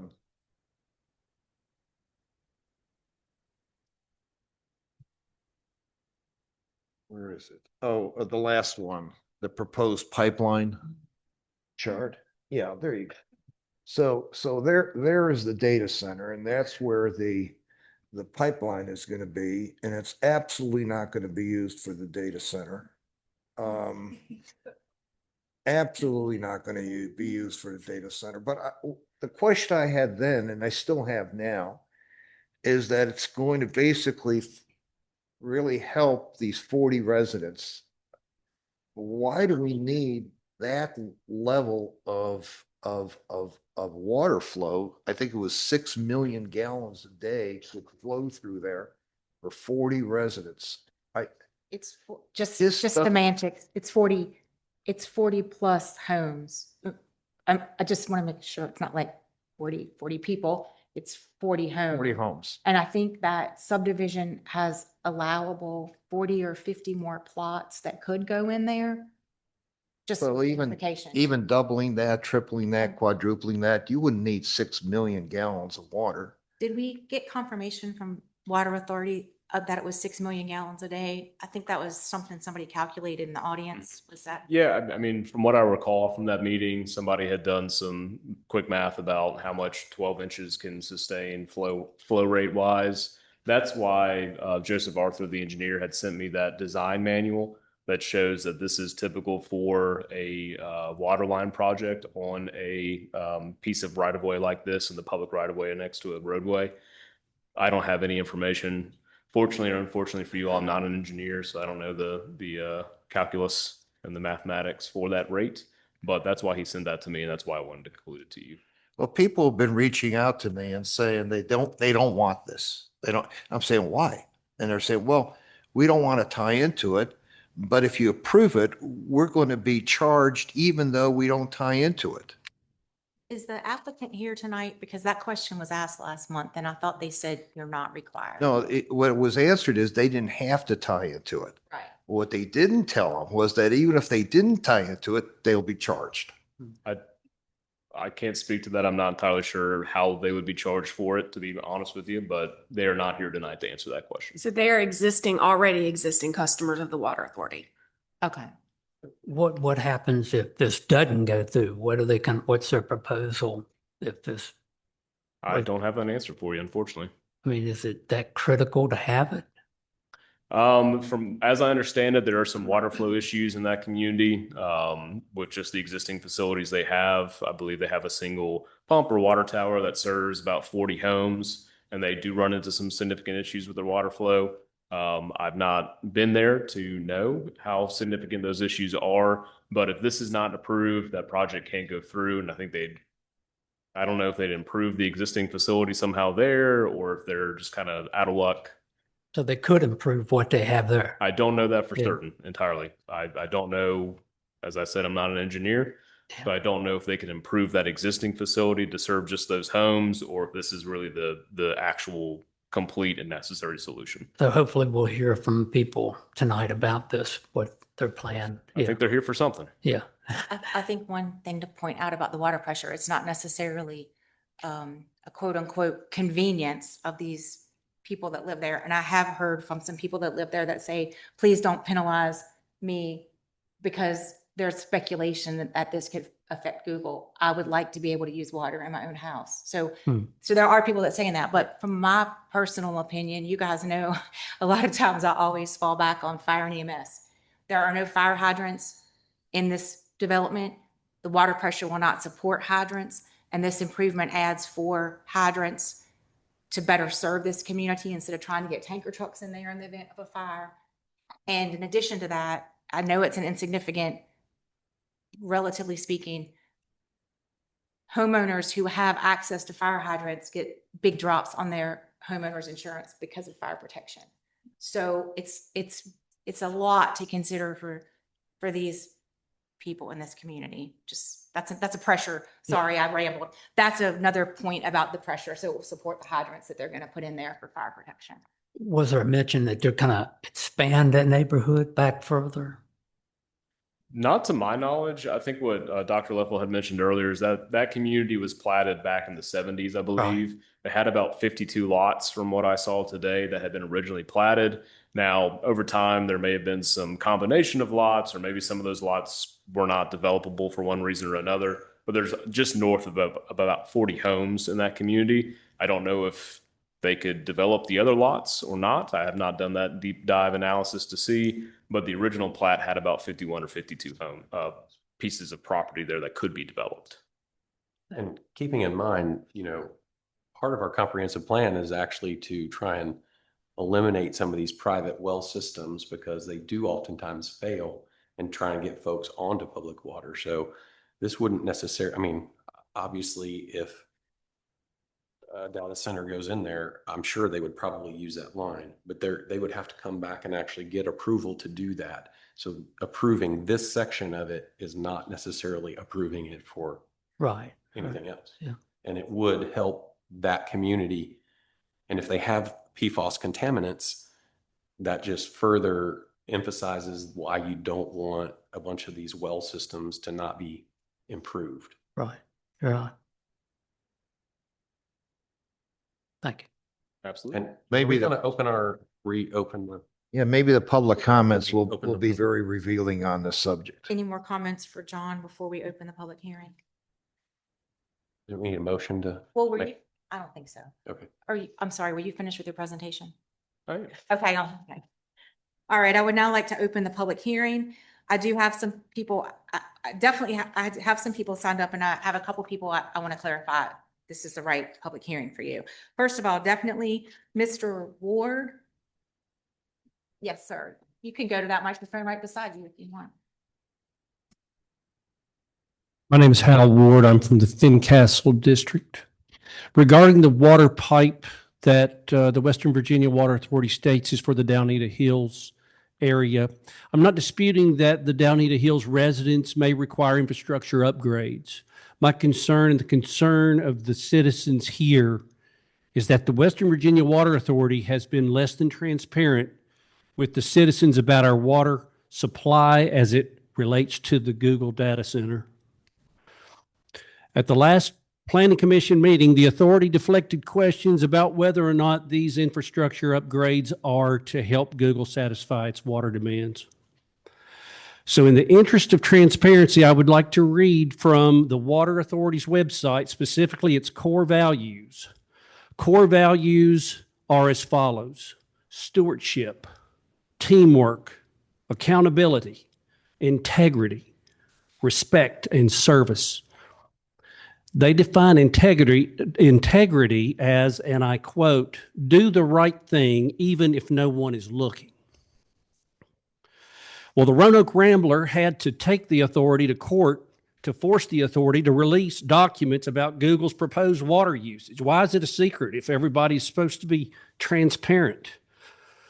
Just a few weeks ago, documents through the Freedom of Information Act revealed that Google and the authority had discussions about 10 to 11 million gallons of water a day.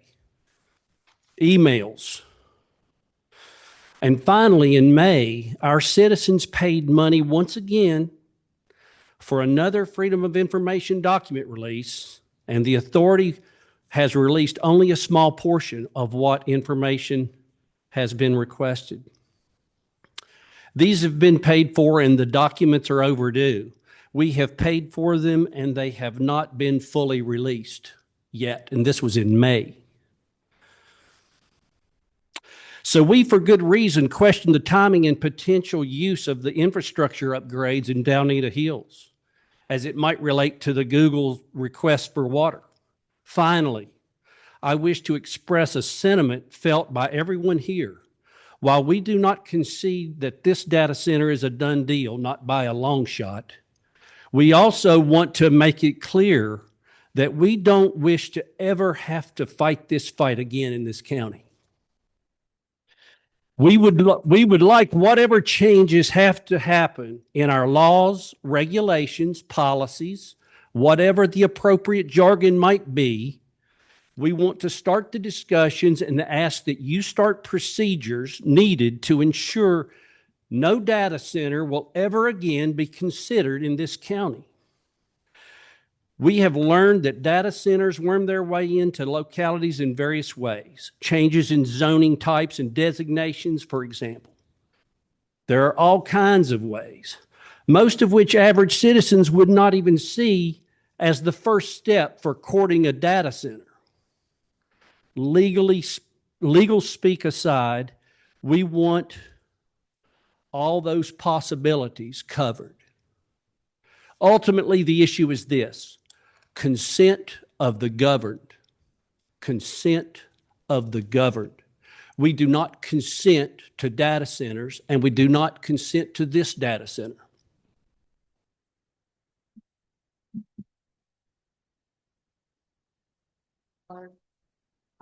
Mr. Goad. And while Mr. Goad is making his way to the microphone, is there a Mr. Whitley in the audience? Mr. Whitley? Okay, thank you. And Ms. Smith, I'm kind of confused about this one. Did you want us to talk about Dunedin Hills or, okay. So you'll be up after. If you want to go ahead and make your way to the mic, that's fine.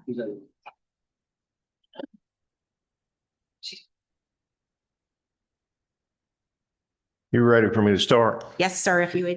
Give us your Okay. name and your district, please. My name's Danny Goad. I live in the Valley District. I'd like to thank you for the opportunity to speak here tonight.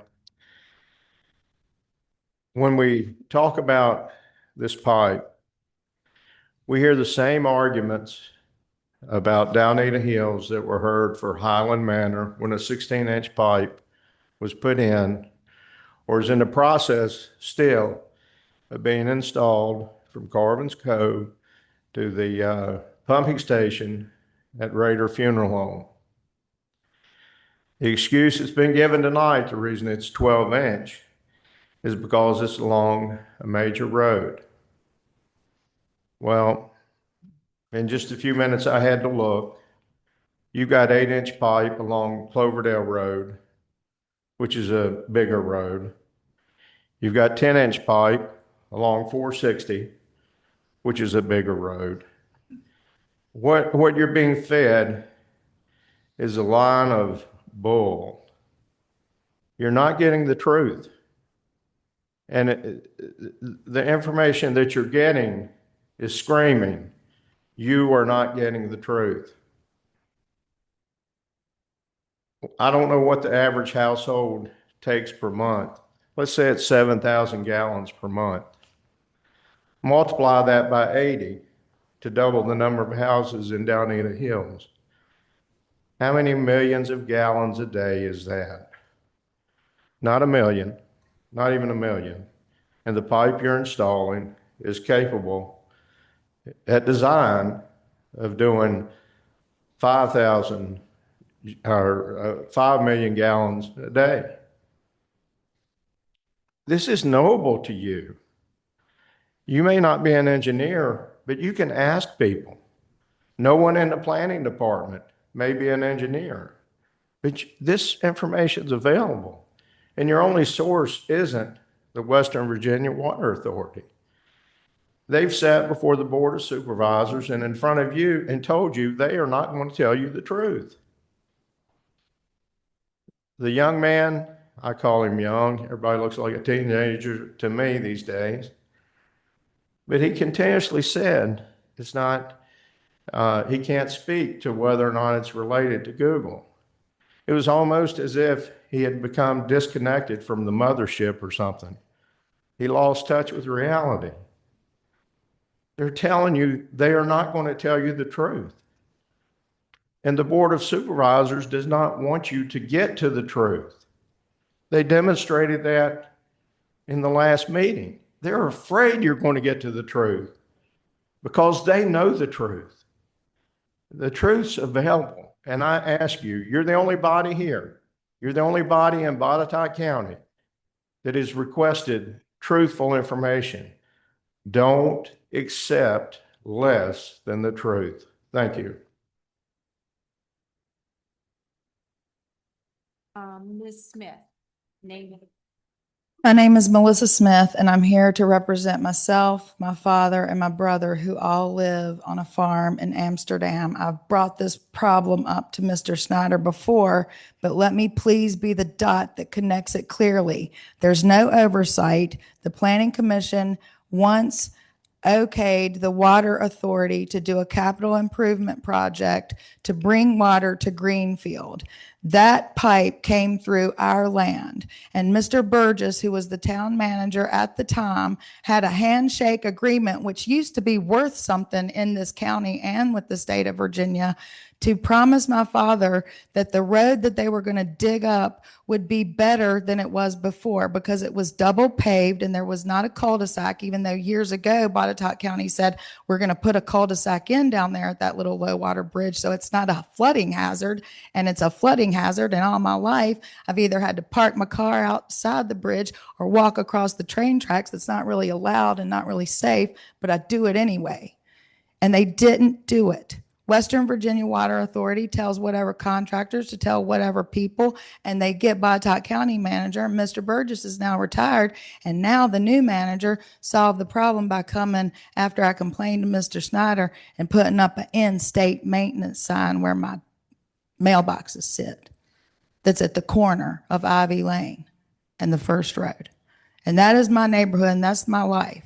And since that happened many years ago, Mr. Tyson's exactly right, because my dad, who people in this audience know and know me all my life, has been targeted by inspectors who we are grandfathered in. And my dad put French drainage ditches, and my dad's a builder and might as well be an architect and knew what he was doing. And he's been harassed by junior little inspectors who come and say, oh, Mr. Smith, you're going to have to spend $15,000 on this and $20,000 on this. Well, we spent $5,000 last year to put the pipe farther down into our well because the aquifer is already dropping.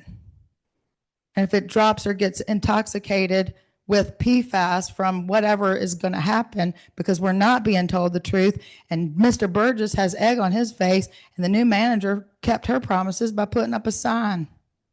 And now I have to go and watch my dad at his age, infirm, and I'm a disabled widow.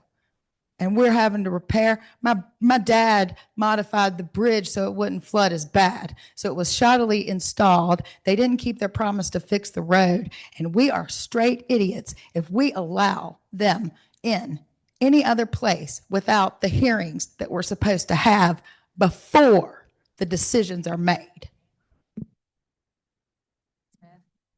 I don't have anyone else. And that's my dad, John Smith. Y'all know who he is. I don't have anyone else signed up to speak in this public hearing. Is there anyone in the audience that would like to fill out a form and speak? Is there not a single person here that wants this pipeline and wants to speak for the pipeline? Seeing no one willing to speak, I'm closing the public hearing. The Planning Commission will now discuss this amongst ourselves. Mr. Hartman, would you like to start since it's your district? Well, I think that some good things in there. They said that they couldn't add. If a Google wanted to, they would have to come back and get approval from us to do that. The fire hydrants could be a good thing that for safety. I think those things, they might not need as big a pipe, but there is some good in it. Okay, thank you. Mr. Lucas?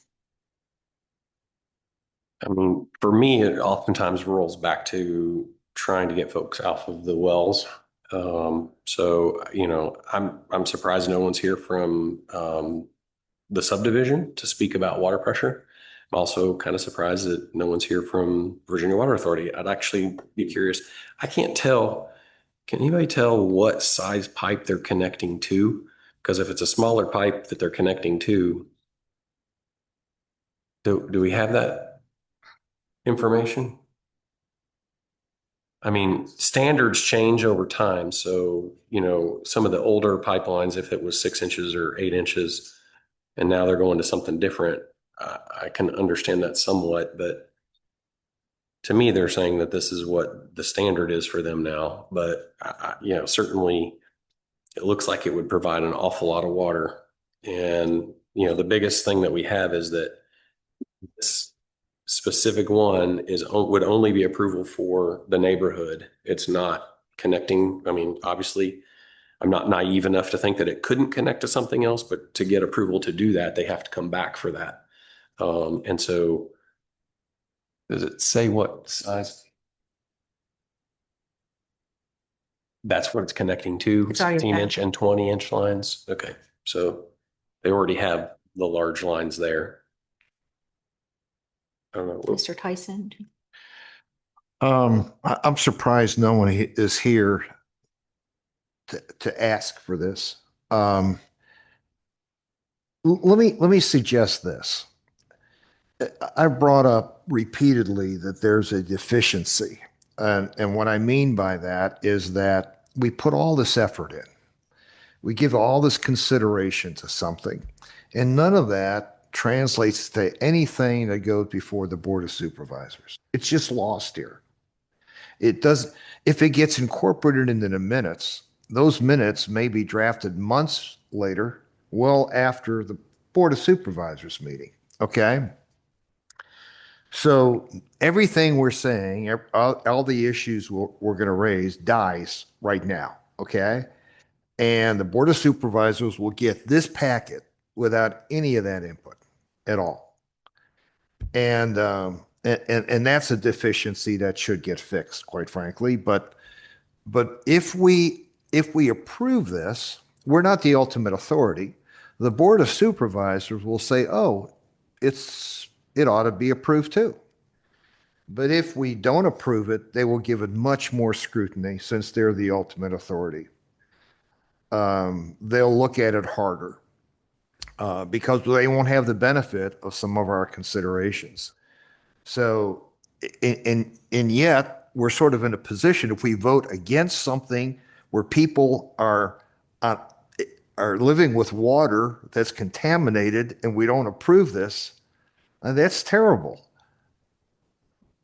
So my suggestion is let's vote no and ask the Board of Supervisors to give it the kind of consideration that it really needs to get because they're the ultimate authority. If we vote yes, they may not give it the kind of final consideration that's really necessary. I'd like to make some comments before we move to a motion. I think that number one, Mr. Lucas has mentioned that our comprehensive plan does address getting people off of community wells onto a water service when we can do that. This conversation has been going on for years, way before there was a thought of Google. The people that live in that part of the county deserve to be served just like everybody else deserves to be served. And do not think that it's fair to allow a fear of whether Google may or may not hook up to this water system to prevent those citizens from safe water that they deserve, much less water pressure to support home use, personal use, and fire suppression. And there are people in this audience that very well stated, no pun intended on the well. You all, many people in this audience feel like you're going to be able to stop Google and it's not going to happen. I'm not willing to make these people continue to suffer in this subdivision when, as you say, you may be able to stop Google. That's my personal opinion. I think these people should be allowed to have safe water with a line that has been planned for some time. Any other comments before we entertain a motion? Well, we're accepting one assumption, and that is that the people need this and it's going to be good for them. But we don't want to accept the other assumption that really the people don't want it. It's really not going to help them that much. I'm going by facts. The fact is that we have a water health report that is not good. I'm not sure I would necessarily say that it's contaminated water because I think that's a stretch and I haven't interpreted the water results. But we definitely see that there's an issue of contamination. That's a fact. That's not an assumption. It's a fact that these people do not have fire suppression capability. They must be dependent on bringing in tanker trucks. That affects their life, their property, and their bottom line homeowners insurance. That's a fact. That's not an assumption.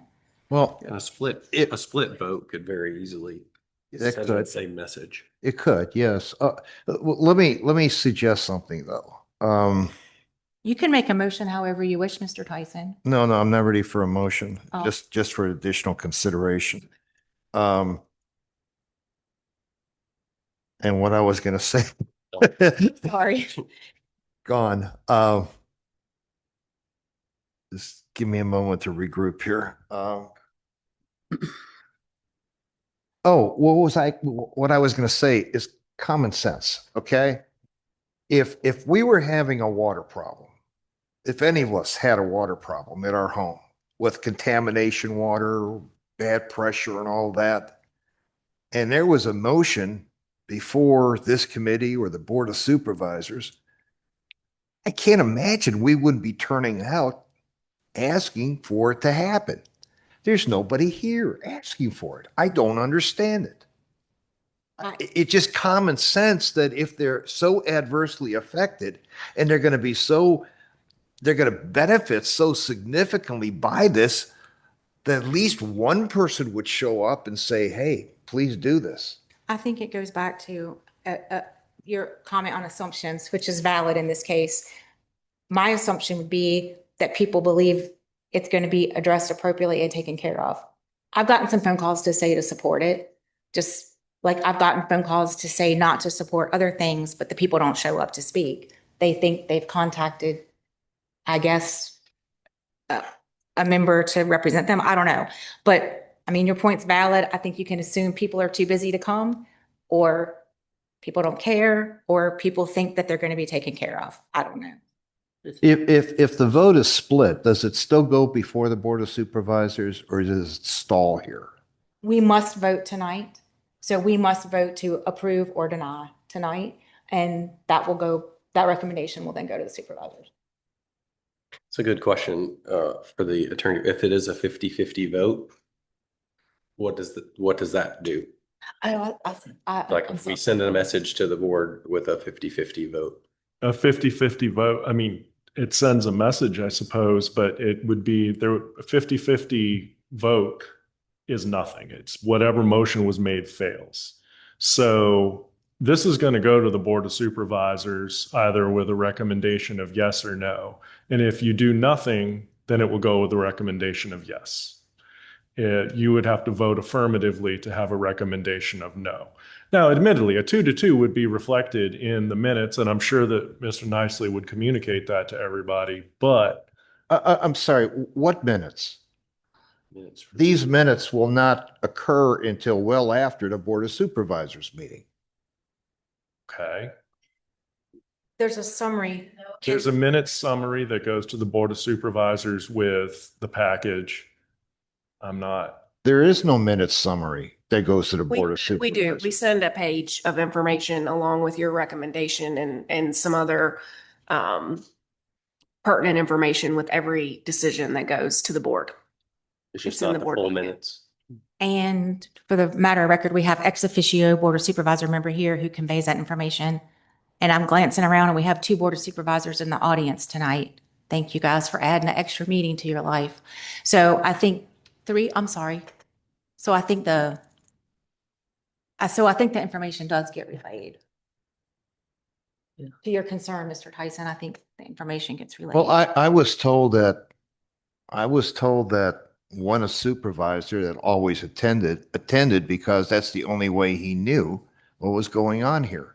Well, If he maybe didn't attend, he would have no idea. maybe we should not put words in people's mouths. Maybe we can stick to this, to this topic. I don't want to put words into somebody else's mouth about who's here and who's not. It's So- Mr. Hartman's district. I'm not sure if he's ready to make any motions or not. but- Make sure that no one else has any other questions. Did you have questions on the actual application, Mr. Tyson?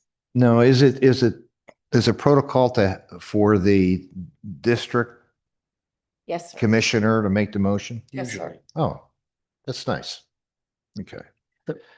I move to make a motion to send a commission permit to the Board of Supervisors with a recommendation of approval.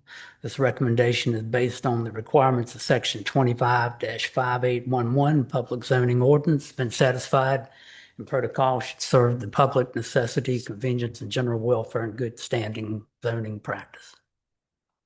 Thank you. There's been a motion for approval by Mr. Hartman. Is there a second?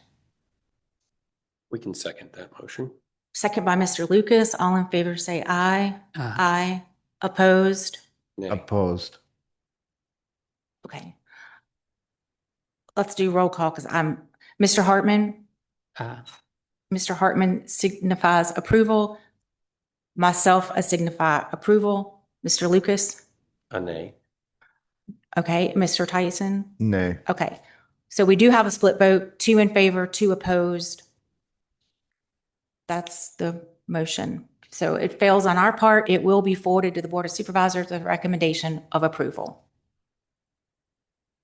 Because of the bylaw, the way the bylaws are written.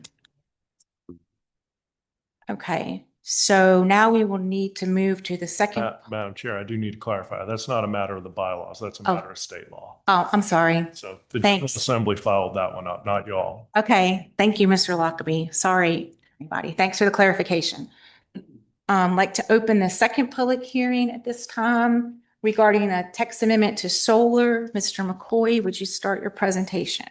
You want to open the public hearing? Those are the words you just used, or would you rather just move to the next agenda item? That is the next agenda item. You said I think you said I'd like to Oh. open the public hearing. But you Yes, can do I it. want to. Hey, it's your meeting, but Correct. We will have the presentation from you because there are a lot of more people in the audience that were not at the work session that didn't hear the excellent. conversation we had at the work session. So we're going to have staff present so everybody's on the same page before you all hear what we went through at the work session. Certainly. Thank you, Madam Chair, members of the commission. So as we discussed at the work session at 5 o'clock, this item is before you as just a matter of necessity. So the Board of Supervisors had authorized you all and staff to work on amendments to the solar ordinance of Botetourt County and the comprehensive plan. The issue at stake here is that the authorization was for 100 days, which is also in line with county code. Typically, you only have 100 days to work on a zoning ordinance update. And so today is the only time we can meet that 100 days. Otherwise, we'd be well into September and we would miss that deadline.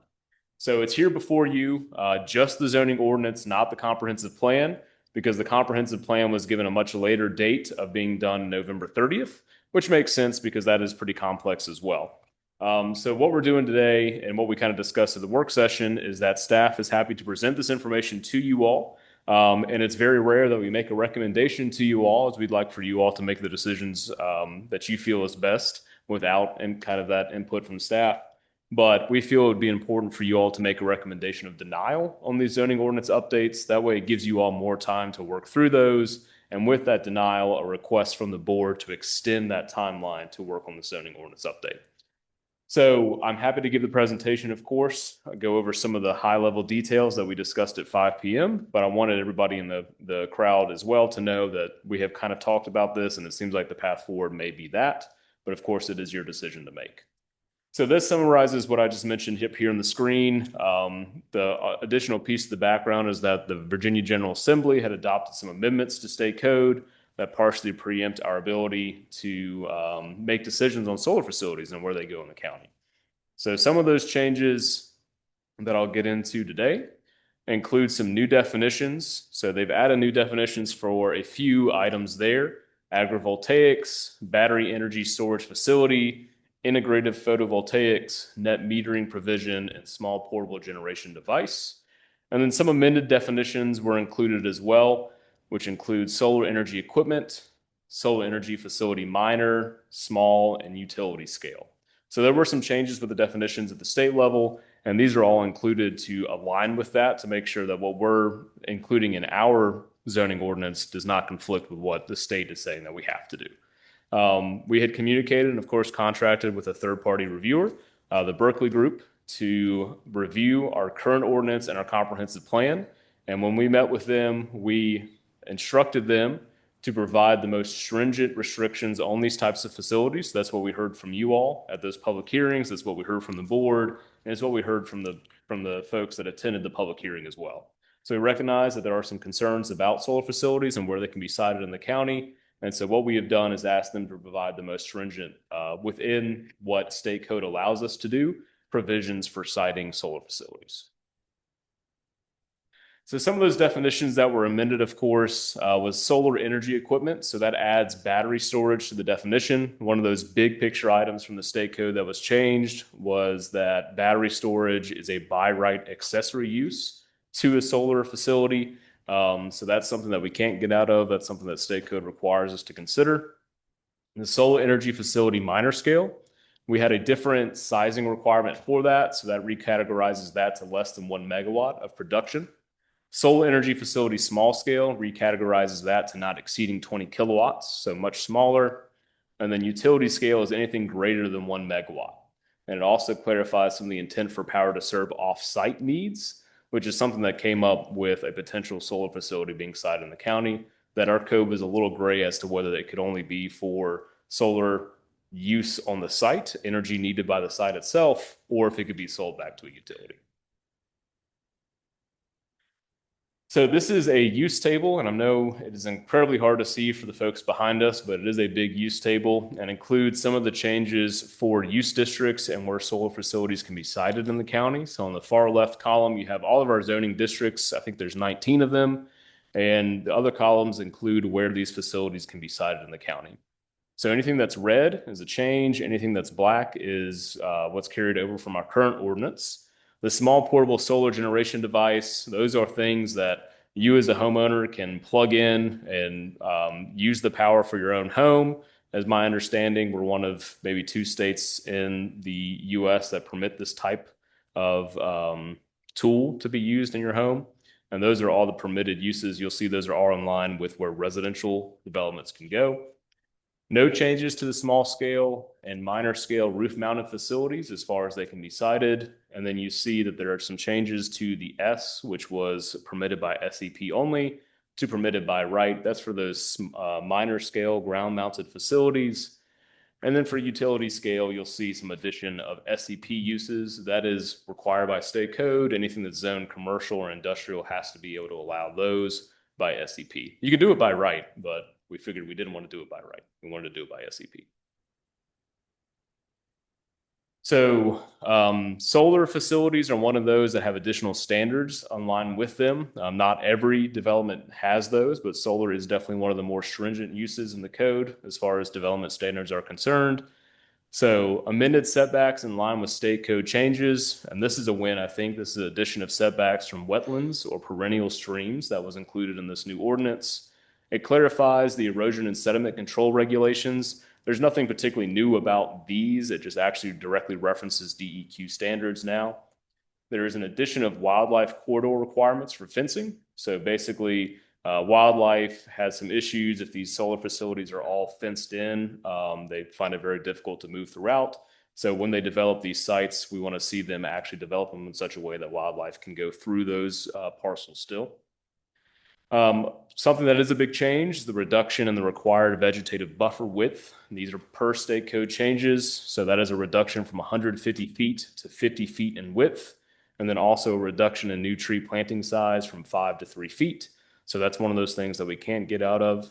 And then increasing panel height from 12 feet to 25 feet per state code changes. So those are measured from the very top of the panel. You know, a lot of these panels can track the sun. And so at the very height of that panel, they can go up to 25 feet now, and I think it's measured from the adjacent grade.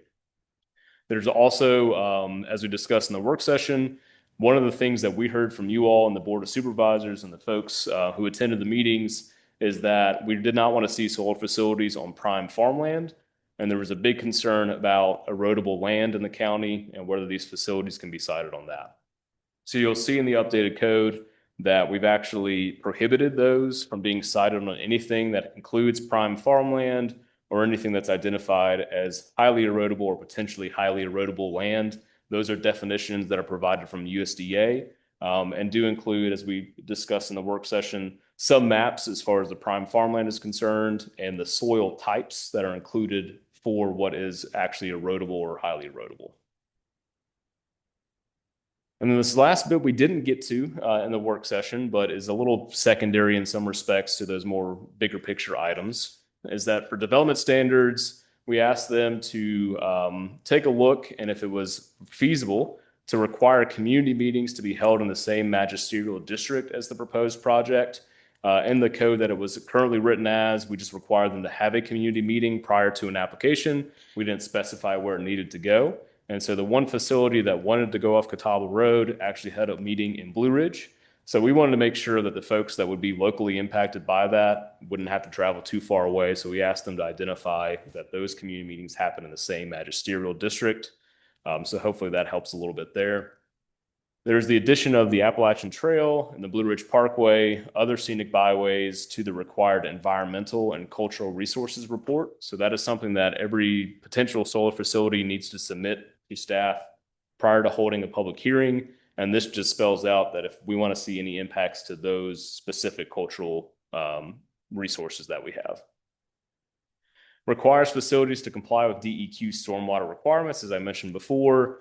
and then requires topsoil to not be removed from the site. And if it is moved around on the site, that it is returned. And I know, Mr. Lucas, you had a great question about what that actually looks like. And so we will review that more closely as well. Adds the battery storage as a by right accessory use. Again, that's not one that we have any control over. An interesting one is a requirement for the zoning administrator, that's what ZA is, to submit a record of all SCP decisions to the SCC not later than 60 days as to whether it was approved, denied, and what the conversation was like. And then this last one is that if the solar facilities or the property owner decides to sell, the new owner has to provide a substitute surety within 60 days, I believe, to ensure that they have what's covered for the decommissioning. And I think that's all I've got for you as far as the big picture items. Like I said, you've not had the chance to fully review this. It is a large substantive change, and you are also unfortunate that you don't have the full comprehensive plan amendments in front of you too. And so it would probably be best planning practice to go ahead and have both of those before you at once, before you make your decision. That's what I would want myself. And so recommendation from staff is that you deny the zoning ordinance tonight, with the understanding that you are going to be working on this later on directly with staff, potentially the consultants as well, in the future to come up with a better, more aligned ordinance with the comprehensive plan. Happy to answer any questions you might have. Thank you, John. I think for the benefit of everyone getting on the same page before we start the conversation again, for those of you all who weren't here at the work session, each commissioner had a long list of concerns and questions that we've discussed during the work session. The general consensus at that time was that none of us were pleased that we had had enough conversation about specific items and that we wanted to continue that conversation and not vote in approval of this tonight, not reflective upon specific items, but we're just not comfortable that we have had time to talk about it amongst ourselves. That's why in the beginning noted that the next meeting will be work session only. We don't have any applicants coming forward in front of us, so we won't have public hearings.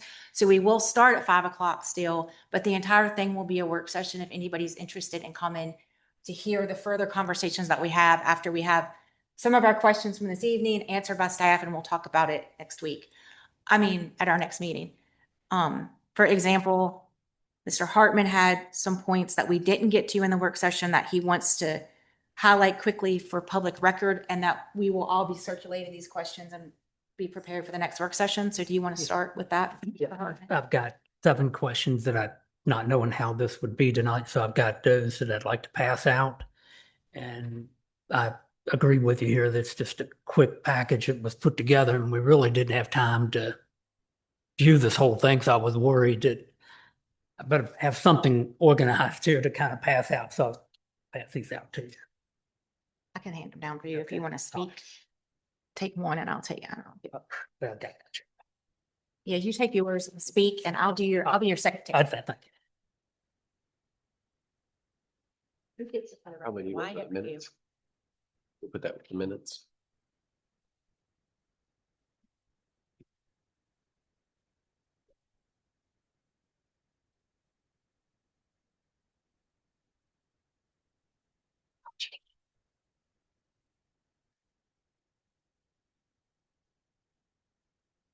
And Mr. Hartman, is that something that you wanted to vocally go over? Or is You that want to just go over something the you bold wanted point? ahead. Everybody, tell the bold points. Yeah, Everybody so, will know what we're.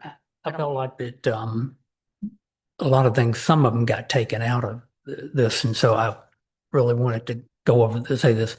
So every 3 years, I wanted to have it to reevaluate, to clean up the bond so we can look at it as far as the cost going up.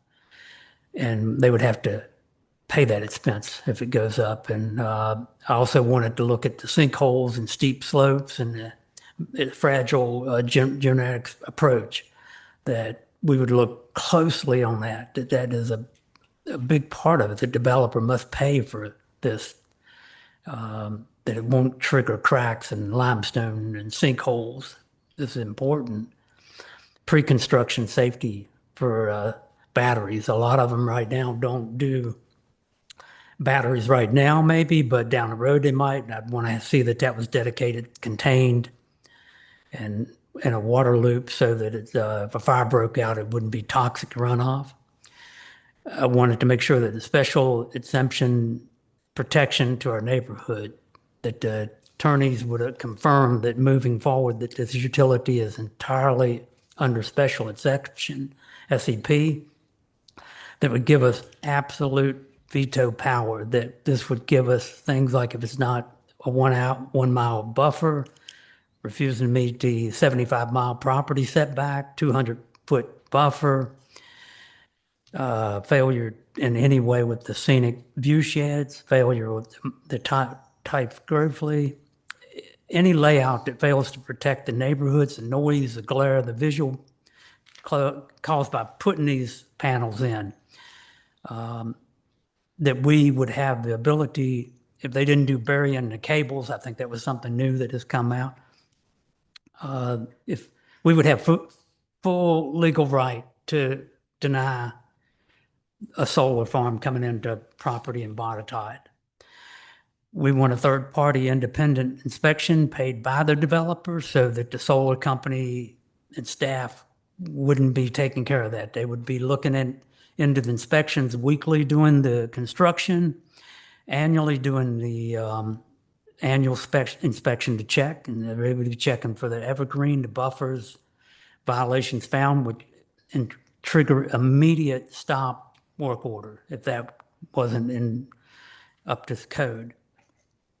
Another thing that was really important was the solar companies, they sell their project. So like they'll sell it off to an LLC, a shell company, after they get approval. And I want text amendment to be put in there, that special conditions on that. I want noise regulations. I want nighttime noise regulations to be I've spelled out where that's at. I want decommissioning bond liabilities that transfers to that future owner, and the parent company of this shell company, if that's how it goes, would be under the legal financial responsibility.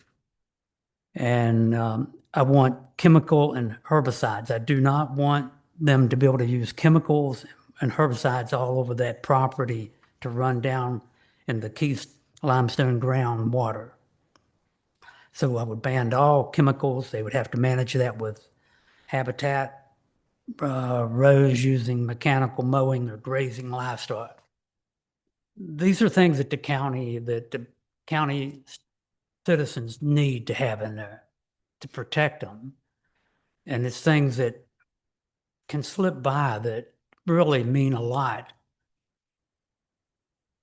But we need fully to have control over that, not the state. We need to build it, and it's spelled out in here that we need to have that, and we need to hear that from the county attorney that these things are correct and what's been done.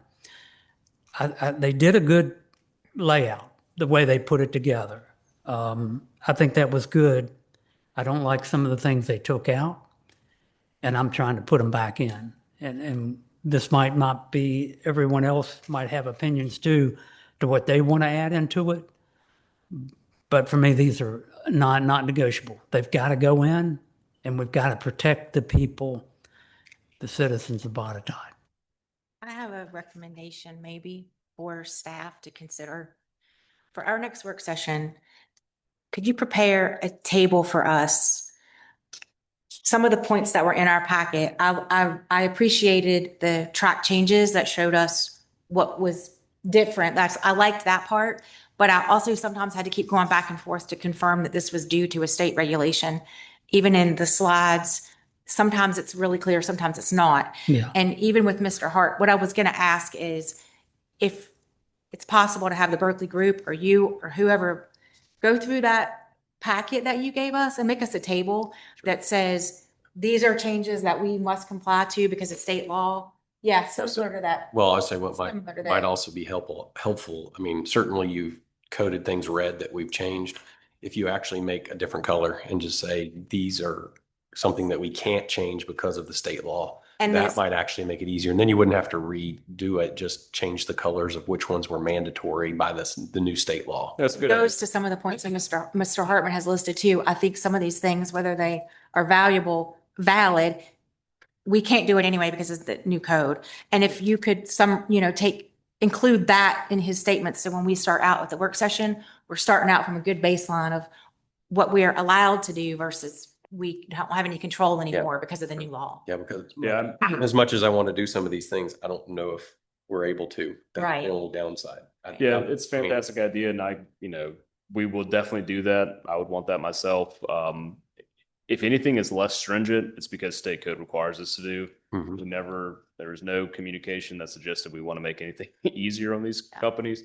So if anything is a little lesser, like the setbacks or the landscape, that's all state code stuff. Anything that's more stringent is because we asked them to be more stringent on that. I think it We would will help definitely make have those be more efficient at the next work session if we start out from that baseline, so we can all figure out what is state law and what we have flexibility on. Mhm, absolutely. Okay. We can do that. Thank you, Mr. Hartman. Thank you. Does anybody else have comments that they didn't bring up in the work session? Mr. Lucas? I do. Could you put my slide, the first item on my flash drive? It says Board of Supervisors meeting on May 26th. Would you put that up, please? All right, I'm going to take a step back here because I'm pretty outraged as how this has basically transpired. Let me read basically what happened at the bottom on the May 26th Board of Supervisors meeting that brings us to where we are today. County Attorney Lockaby presented a resolution to direct the Planning Commission to hold a public hearing and make recommendations on proposed zoning ordinance amendments and comprehensive plan language related to solar facilities. Okay. A resolution to direct the Planning Commission to hold a public hearing. He noted that the proposed amendments fall into two categories: those already consistent with the existing comprehensive plan and those mandated by General Assembly action. Notable state mandated changes include a requirement that all localities provide a special exception process for solar facilities, effectively prohibiting outright bans.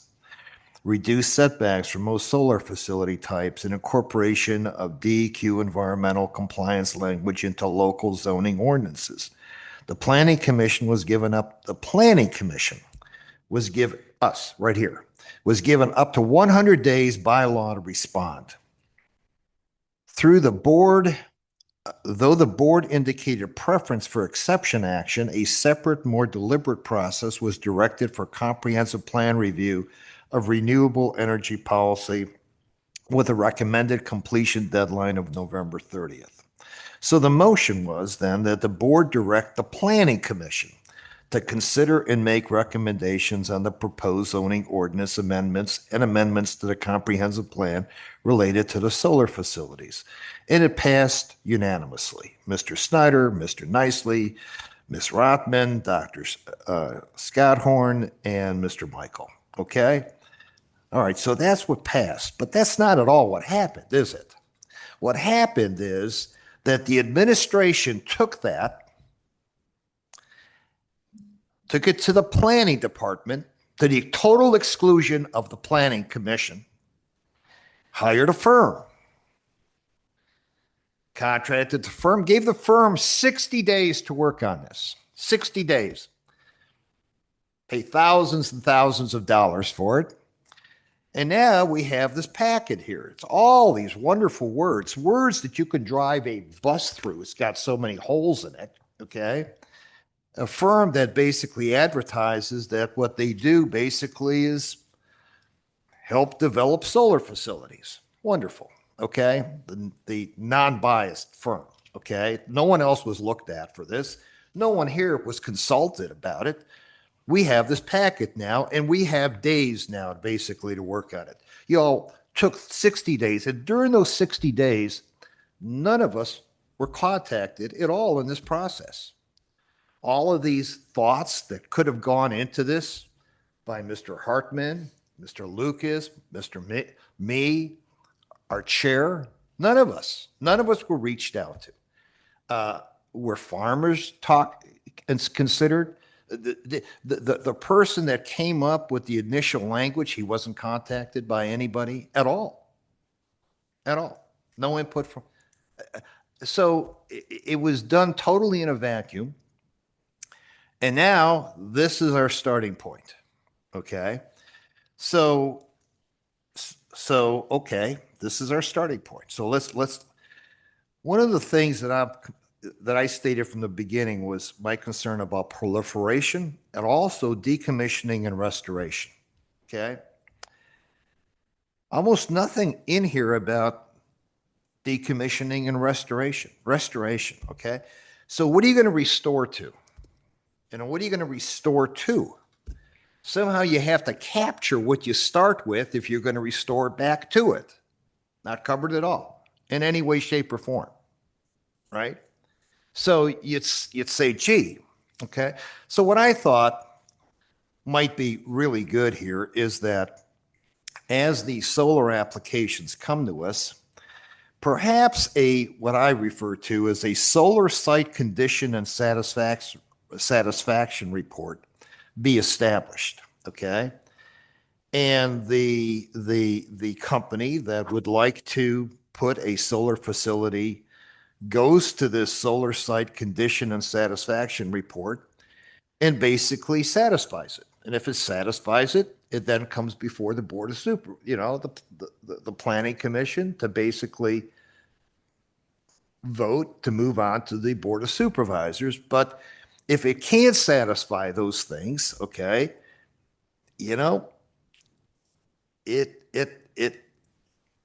they can go back and try to satisfy it or realize that no, this isn't going to work here. Okay.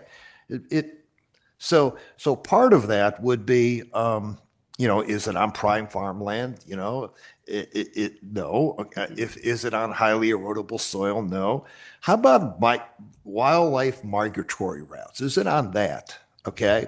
Nowhere in here does it talk about that. There's a solar facility that was put in that kills tremendous amount of birds because they're on a migratory route. You see, they hire people to collect dead birds on a regular basis. Okay. No one ever thought of that before that went in. Okay. I think we should because it's happening. I will say that's part of the application packages that we saw. The applicant had to pay for the studies about the migratory paths.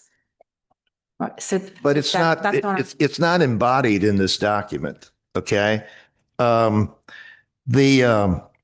it does have some nice things in it as far as that it can't be any closer than a certain distance from another facility, etc. I like that. The setbacks, etc. But what I come down to is if it's temporary, then we ought to say, is that our attitude? We're going to accept solar, but on a temporary basis, not on a permanent basis. If it's for agricultural land, okay? We're not going to allow it on forest conservation. Is that correct? That's off limits? Yeah, I mean, I think that's up for us to decide. we have to decide that. Right? I don't think you can put it in that. Okay. I think it's too many tree cover. How do we treat that right now with forest conservation? Is it allowed? It's an SCP. With special exception? It's actually not allowed at all. Not allowed at all. Great. Okay. Things like that. But overall, is our attitude for agricultural application, which is what our county really is identified as, that if we're going to allow it, it ought to be temporary, not 40, 50 years, but temporary. And I suggest 15 years. Allow them to come in, put it in if it satisfies the other requirements. But at the end of 15 years, or maybe 20 years, okay, it's got to be taken out because it's temporary, you see. It's got to go away. And it's got to get restored back to agriculture. That's what I would push for. And the company would have to say, okay, we agree to that.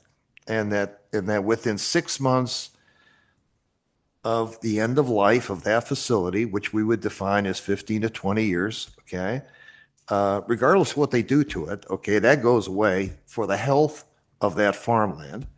But then when I get into the restoration, that gets really, really, really, really tough because you need to determine what is the status of that site before anything starts to happen with the solar construction. So what I'm suggesting is that part of this condition site report is that soil samples are taken throughout the entire site. Maybe every 1,000 square feet, okay, a soil sample is taken. So that 15, 20 years from now, okay, they pull out this condition report and they have to put it back to where, what the quality of that farmland was at that time, as defined by something. Otherwise, it's 15, 20 years later. You know? And you won't know. So something like that, and we're talking such a long period of time that you mentioned surety. How is that going to work? You know, these companies, Mr. Hartman made an excellent point about these companies get sold and sold again and sold again and sold again. So along the way, maybe the surety doesn't get continued. And when that happens, who's going to pay for the decommissioning and the restoration? Better not be the people of Botetourt County. Better not fall to the owner, because the owner is probably not going to be able to afford to do it.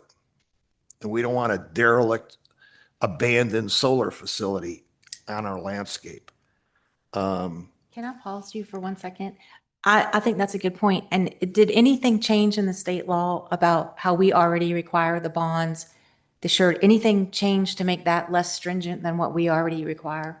Because they have to be updated every 3 years, right? Well, the state law changed it to once every 5 years, or whenever the ownership of the property changes, it needs to be updated. And yeah, they're actually as far as the conditions as far as having a pre-construction conditions report, there are accepted engineering standards on that, and that's required both by state law and our practices right now. So that would be not really adding anything to what we're currently doing. And we do have a pretty robust set of surety documents that we make people fill out and have their surety online. And that surety needs to be either renewed every 5 years or upon any transfer of the property. And if somebody transfers the property and does not renew its decommissioning surety within 30 days after the transfer of the property, we pull the surety and we bring them into the conversation. And by bring surety into the conversation, meaning we give them a notice of default and tell them that we are going to start default proceedings under the decommissioning agreement. So the default would mean that it would be totally decommissioned and restored. Well, we would have the right to go in there and do that. As a matter, assuming that the transferee is actually solvent, they're just going to give you a new surety. They're going to say, oh, our fault, we're going to substitute a new surety. If they're not, then yeah, we can go in and we can draw upon that surety, or the surety can on their own nickel go in and do a restoration. But what's the surety amount? I mean, what if we had one applicant that talked about restoration and they provided an amount of just tens of thousands of dollars? My God, if you have to restore the soil, if you have to remove contamination that occurred during 15, 20 years and restore the soil, you're talking millions of dollars. You're not talking tens of thousands of dollars. You're talking hundreds, if not millions of dollars. Well, there are engineers who do these reviews for solar companies, and they come in a little bit low, as you might imagine, on their estimate of restoration costs. There are also engineers who do this for local governments, and they come in higher, and that tends to be where that plays out. So, so can we require the surety to be the worst case scenario? There's a calculation methodology, and at the end of it's set out in state code. And I think that probably your decision on it, as long as it wasn't arbitrary and capricious, would probably be upheld. I can give you an example of something that Botetourt does that's unique, that the companies will push back on, which is they want to only bond less the salvage value. We're not in the salvage business. We don't have time to do that.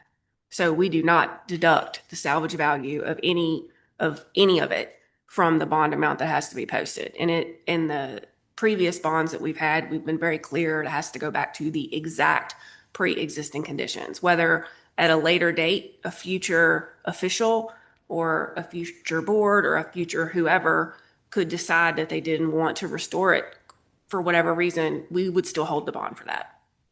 So going back to exact conditions, you have to capture what those conditions were before it starts, or else you can't go back. There's in Roanoke, there's a solar facility that's derelict, it's abandoned. And apparently the surety to decommission that, there's nothing there. There's nothing there. And now they're trying to figure out who's going to pay to restore it. So right in our very close to where we are, we have a situation where everything went wrong. And we brought that up before. Has anybody looked at that? Anybody studied that? Is that What the happened facility there? that's- We don't want to happen here. The facility that's next to the Salem VA Yeah, Medical Center. I think so. Yeah, I've not looked into that. I don't know how old Has that the consulting firm that we hired, be going have they to looked be into under it? different rules and regulations than what is today.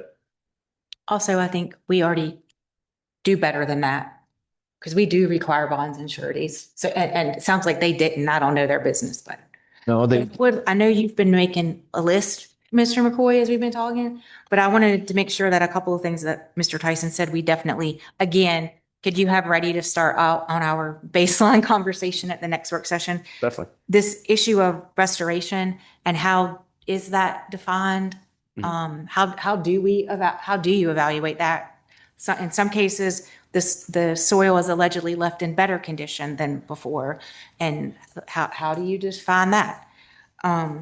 We brought up in the work session this issue of monitoring, particularly erosion and soil quality, whether that's a code, a zoning language issue, or if it's handled under enforcement, and how to not do something to complicate and conflict those two. Could you be ready to educate us on that?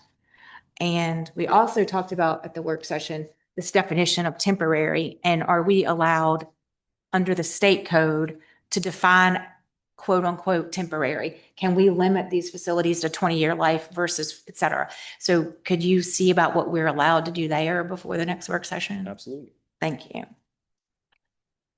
And I do see where we've listed wildlife corridors in there, but does that include migratory routes? I know that was covered in the other applications. I don't know whether they did that out of the goodness of their heart or whether that was part of our existing zoning. State had to write up those reports. are we going to get an opportunity for public comment on this, public Just- input? As if we're finishing quizzing and requesting information, Mr. McCoy, I will open the public hearing. Are you guys ready? Yeah. I'm ready. Yeah. Well, I put a lot of value into what people bring forward, and we have a citizen that's put a lot of effort into this. He wasn't contacted in the process of generating that. He's a successful farmer. He is expert in soil. He's here. Can we, since the board asked us to hold a hearing, Is that okay? can he only speak? I mean, can't we bring him forward just like, If he wants to Mr. speak in McCoy? public hearing, yes. no, I don't mean a 3-minute limit. Can he come forward where we can ask him questions from his perspective and get his input? No, we can't. Why can't we do that? See, the board said we could hold a hearing. All right. Can I make a motion to allow him to come forward and talk to us? I think he's on the list and we can certainly yeah, offer let's more see. time if we think Yeah, that's let's important. see. I think.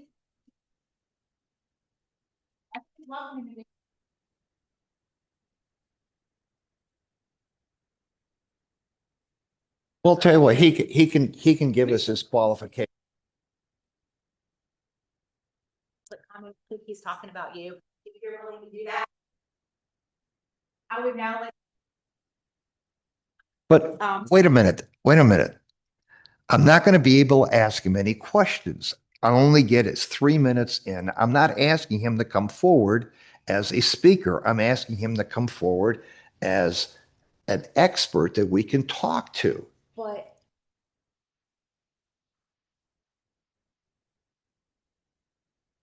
their experience. For me to call them an expert, when it might be just because I personally believe they're groovy. So we can't set that precedent. If at the next work session, you would like to have an invited speaker, we can address how that process is worked out. I think that would be great if Mr. Williamson wants to do that. But he has, thank you for signing up. I'm sorry, I'm Let's- going to make a motion to invite Mr. Tom Williamson to come and speak before us so we can This- ask him questions. That he has pertinent information. He's provided substantive information. Mr. Lockaby, is this like a point of order? I don't know. I mean, if he wants to make a motion to let anyone in the world speak and the board votes by 3 votes to go for it, Okay. you're a parliamentary body. You can listen to, I mean, there are limits to what you can do, but if you want to have a special speaker, far be Okay. it from me to stand in the Okay. way. I make a motion to have a special speaker, Mr. Tom Williamson, come before the board, the commission, excuse me, and provide his credentials, his experience, his background, his contribution to this subject, and be available for any questions we may have for him. Can somebody else? Mr. second? Tyson has made a motion for a special speaker from the audience, Mr. Tom Williamson. Is there a second? I just think you ought to come to our workshop. That's when we're going to do a workshop. He would be here and we'd have plenty of time to have him here. That would be a good time to. Motion fails because there's no second. Mr. Williamson, perhaps you could meet with us after the meeting and discuss the next work session. Thank you. Thank you. And you still have, I would now like to open the public hearing. First speaker on solar is Ms. Jerusek. I'm sorry. I think I say your name wrong every time. It's correct. Thank you.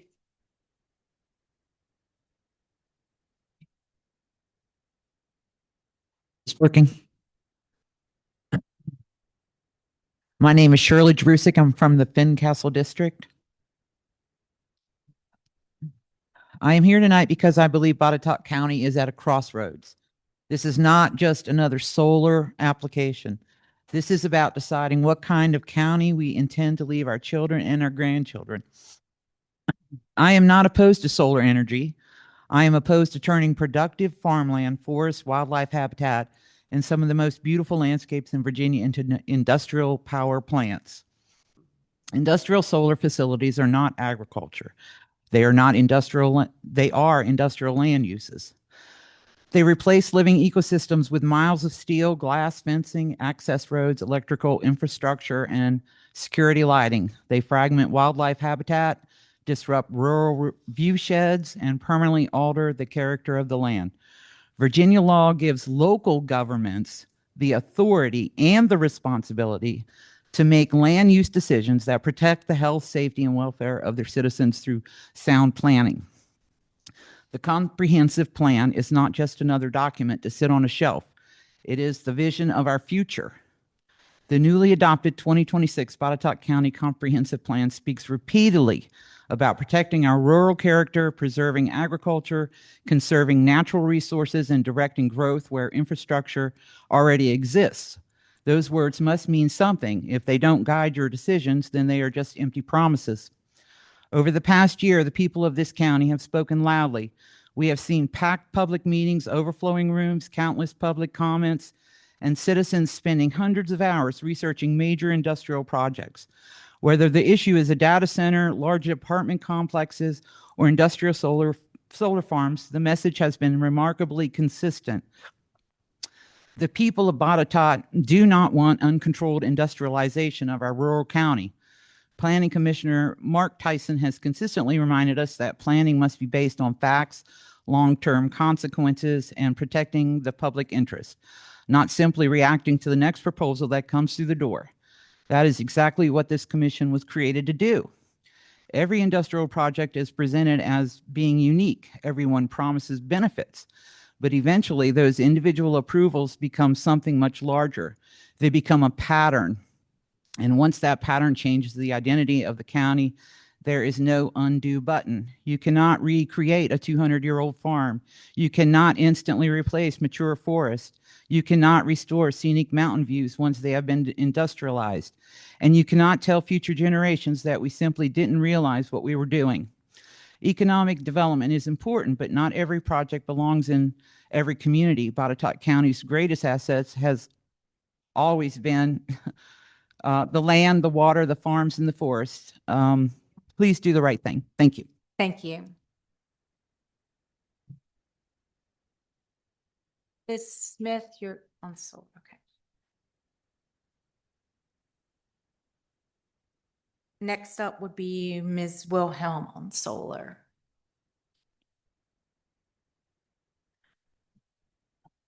My name is Melissa Smith. I live on Ivy Lane. That's in the Amsterdam district. So I expect the Amsterdam representative to hear and vote according to what we want representative. The solar farms are inadequate. The legislation that we have before us is completely inadequate. For one thing, you have not addressed at all the agrivoltaics. That's the battery sink that's needed to hold the power that's generated by the panels. And whether they're going to be above ground or underground, how they're going to be decommissioned is irrelevant if there's a disaster. And these things can come under disasters. And it's like 81 on a good day, there's no problem. But 81, it takes one person on a bad day to mess up everything. And then it's disaster for everybody.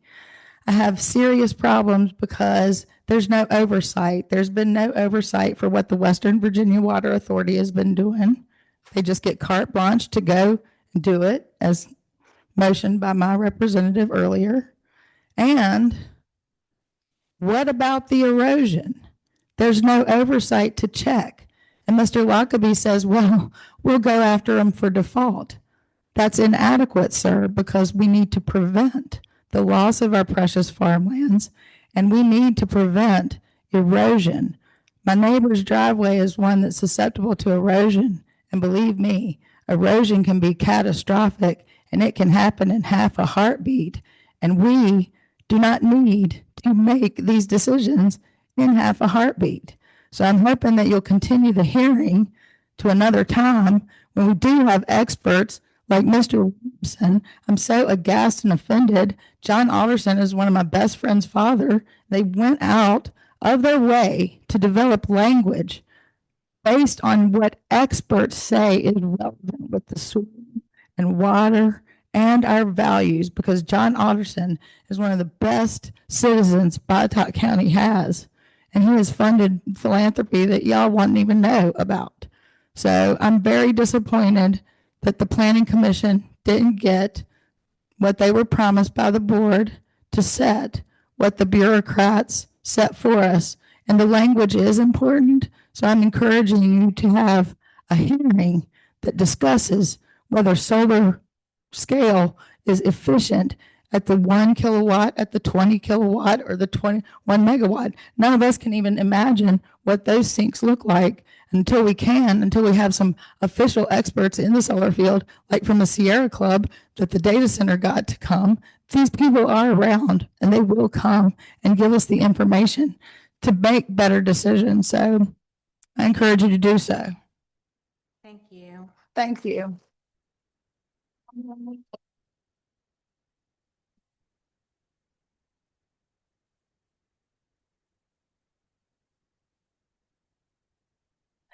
I'm Judy Wilhelm. I'm from the Fincastle district.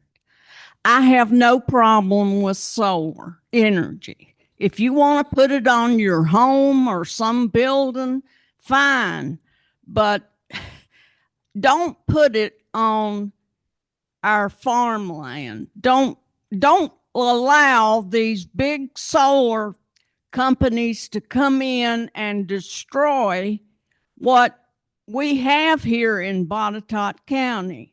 This is an agricultural county, and it has some of the most beautiful views in this state. I mean, this is God's country. If I would recommend that they put solar on existing buildings. If they want to make a solar farm, get with companies that and stores that and make a covered area for parking. You know, that doesn't disrupt the view. It just provides a place for the solar to be. And I don't like the chance that it does ruin the farmland, because we all know that they do leach chemicals into the ground. Just please keep Botetourt green and beautiful, because I'm proud of this county and where I live. I've lived here all my life. Thank you. Thank you. Von Belzer on solar. I thought I saw him. Mr. Von Belzer, you still here? Okay.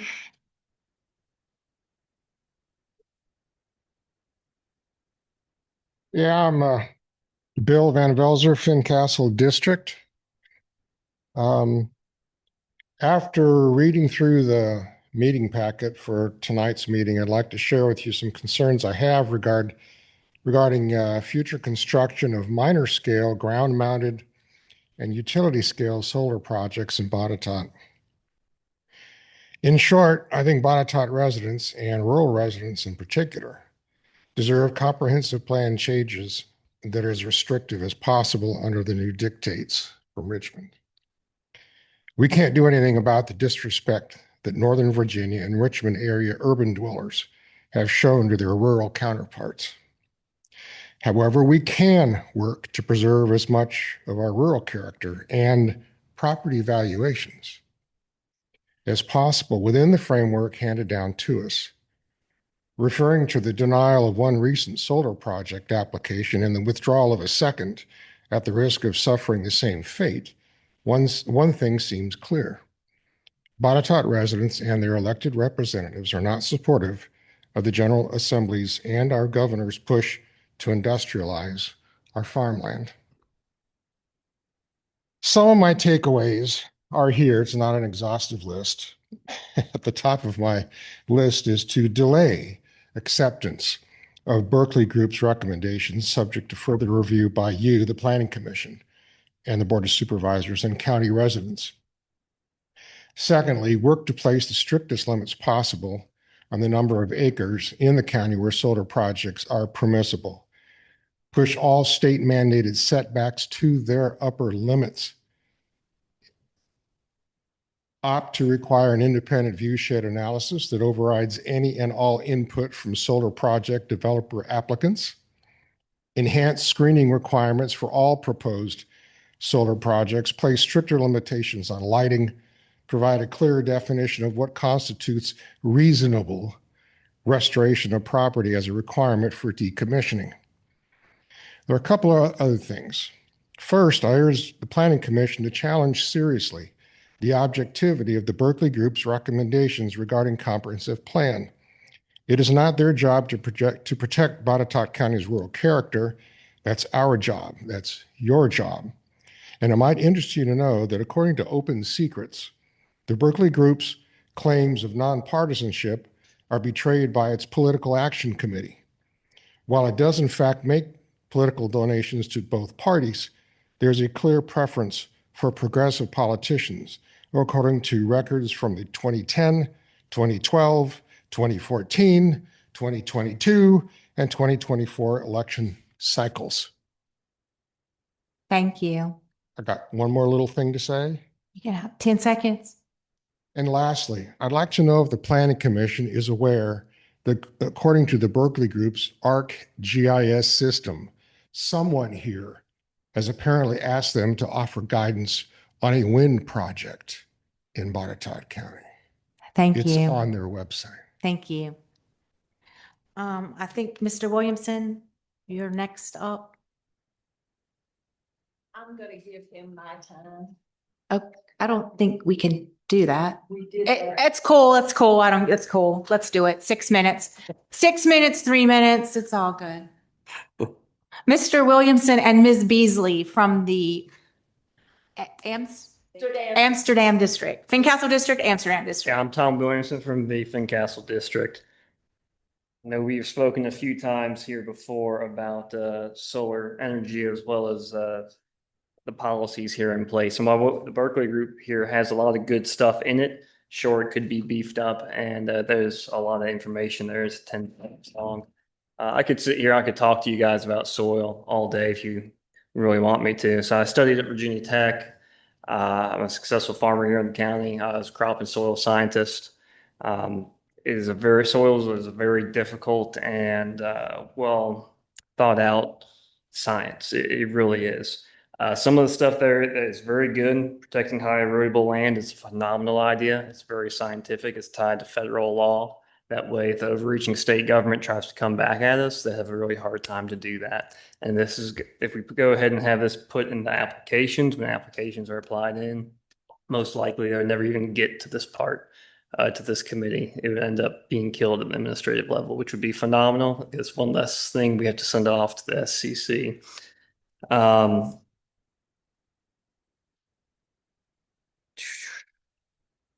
Where are those prepared comments you did 5 seconds ago?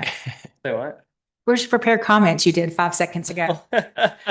I was really expecting more of a questions back and forth to help you guys with. I'm more than willing to help sit in any sort of meeting you guys might have when we're speaking about soils. You want to talk about farmland.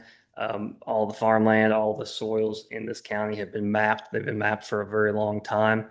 Now, certain things you might have to actually go out to certain sites to kind of see and go ahead and delineate whether something is highly erodible or not. But most of the soil in this county would be either considered highly erodible or prime farmland. And then you also have land that's kind of unusable for solar as well. Like I said, this is a very good base that we have currently from the Berkeley group. It could be improved. Ms. Hartman, I really like a lot of the ideas that you have. A lot of those could probably be put into this as well. I really just want to see if you guys have any questions. Anything else I can kind of clarify for you guys? I think we will hold that till the next work session. Yeah. But thank you very much. Hopefully you'll be available for that. Talking about restoration of land, is it possible to do it? Mr. Tyson was speaking about that. It can be done. The question is it could get very expensive very fast. It depends on exactly what has happened there. No one has a crystal ball to know what is going to happen in 20 years at one of these facilities. These facilities haven't been around for 20 years. So we could take a best guess. We can apply science to it. We could plan for the worst, hope for the best. That's usually the best thing to do, at least for the taxpayers of this county. We shouldn't be putting any taxpayers at any financial risk. Thank you. I think you want to. I pretty well have it covered here. I'll work with you guys any way that we can with this. I'll speak to you guys after the meeting, get you my contact information. I'll give you a Thank you. copy of these. Sure. I now have two. Oh, do you want to have anything else, Ms. Beasley? Ooh. Are you okay? Do you have anything else? Sorry. Ignore our technical people up here. They're insufficient tonight. Yes, ma'am. If you will, you're on solar, right? No, I was really gonna compliment the commission. Okay, well, that's not on our agenda. No, let me close the public meeting and then There was. I'm teasing you. Let me double check with Mr. Clemens. Is Mr. Clemens here? Want to talk about solar? And then we'll get to Ms. B.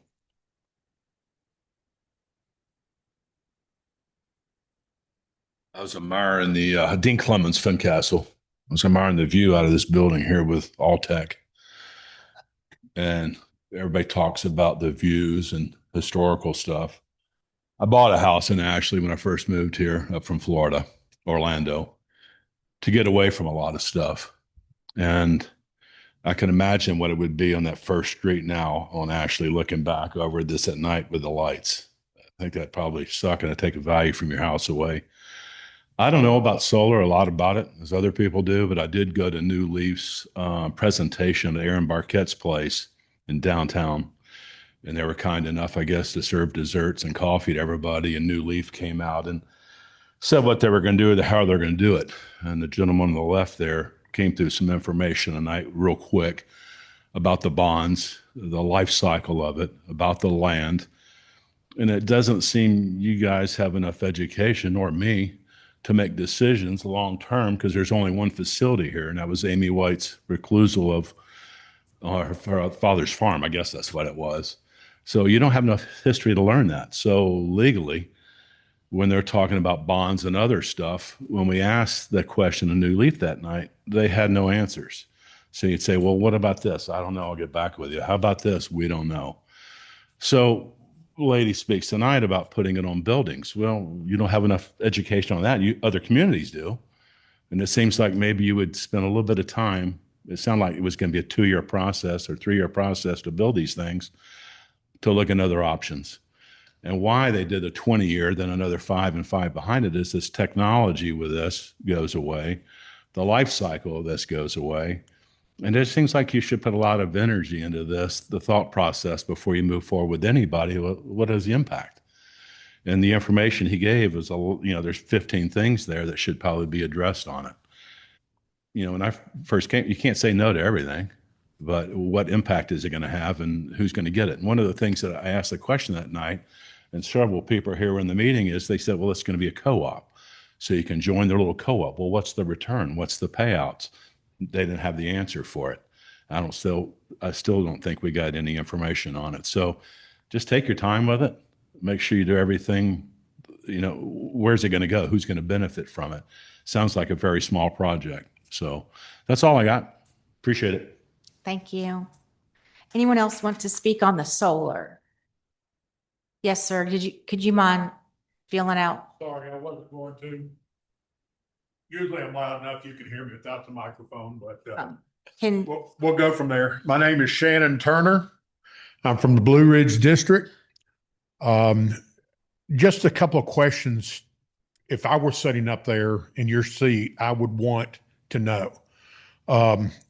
You all seemed a little surprised when Mark Tyson had mentioned that there was a proposal from Williams and Alderson. If that wasn't presented to you, I would have some deep questions about our administration about why you didn't have that. Okay. It seems very valid and something there. I don't know if you got it or not, but you all seemed a little bit surprised when it was brought up that it wasn't mentioned in there what that proposal was. Secondly, the administration did a very good job of showing you what you couldn't touch. Okay. But they didn't show you what you can touch. And they didn't show you what you can say no to. One line I read in there says you must listen to special exemptions. Okay. Doesn't mean you cannot say no to special exemptions. Okay. So please do not be mandated by bureaucracy in Richmond that is wholesaling these western counties out as a whole. You've got a hard job. I know you do, and I know you're not paid for it. You catch it both ways. I would be very upset right now if I had 100 days and I just got my information 60 days into it. I think those are questions that you need to be asking why that is happening, if they're giving you that information to do, because it's your stewardship that's going to protect this county. I'm not saying I'm for or against solar, for or against growth. It needs to be appropriate. Okay. If I have 100 head of cattle on something that's not prime farm ground, is it still prime agricultural ground?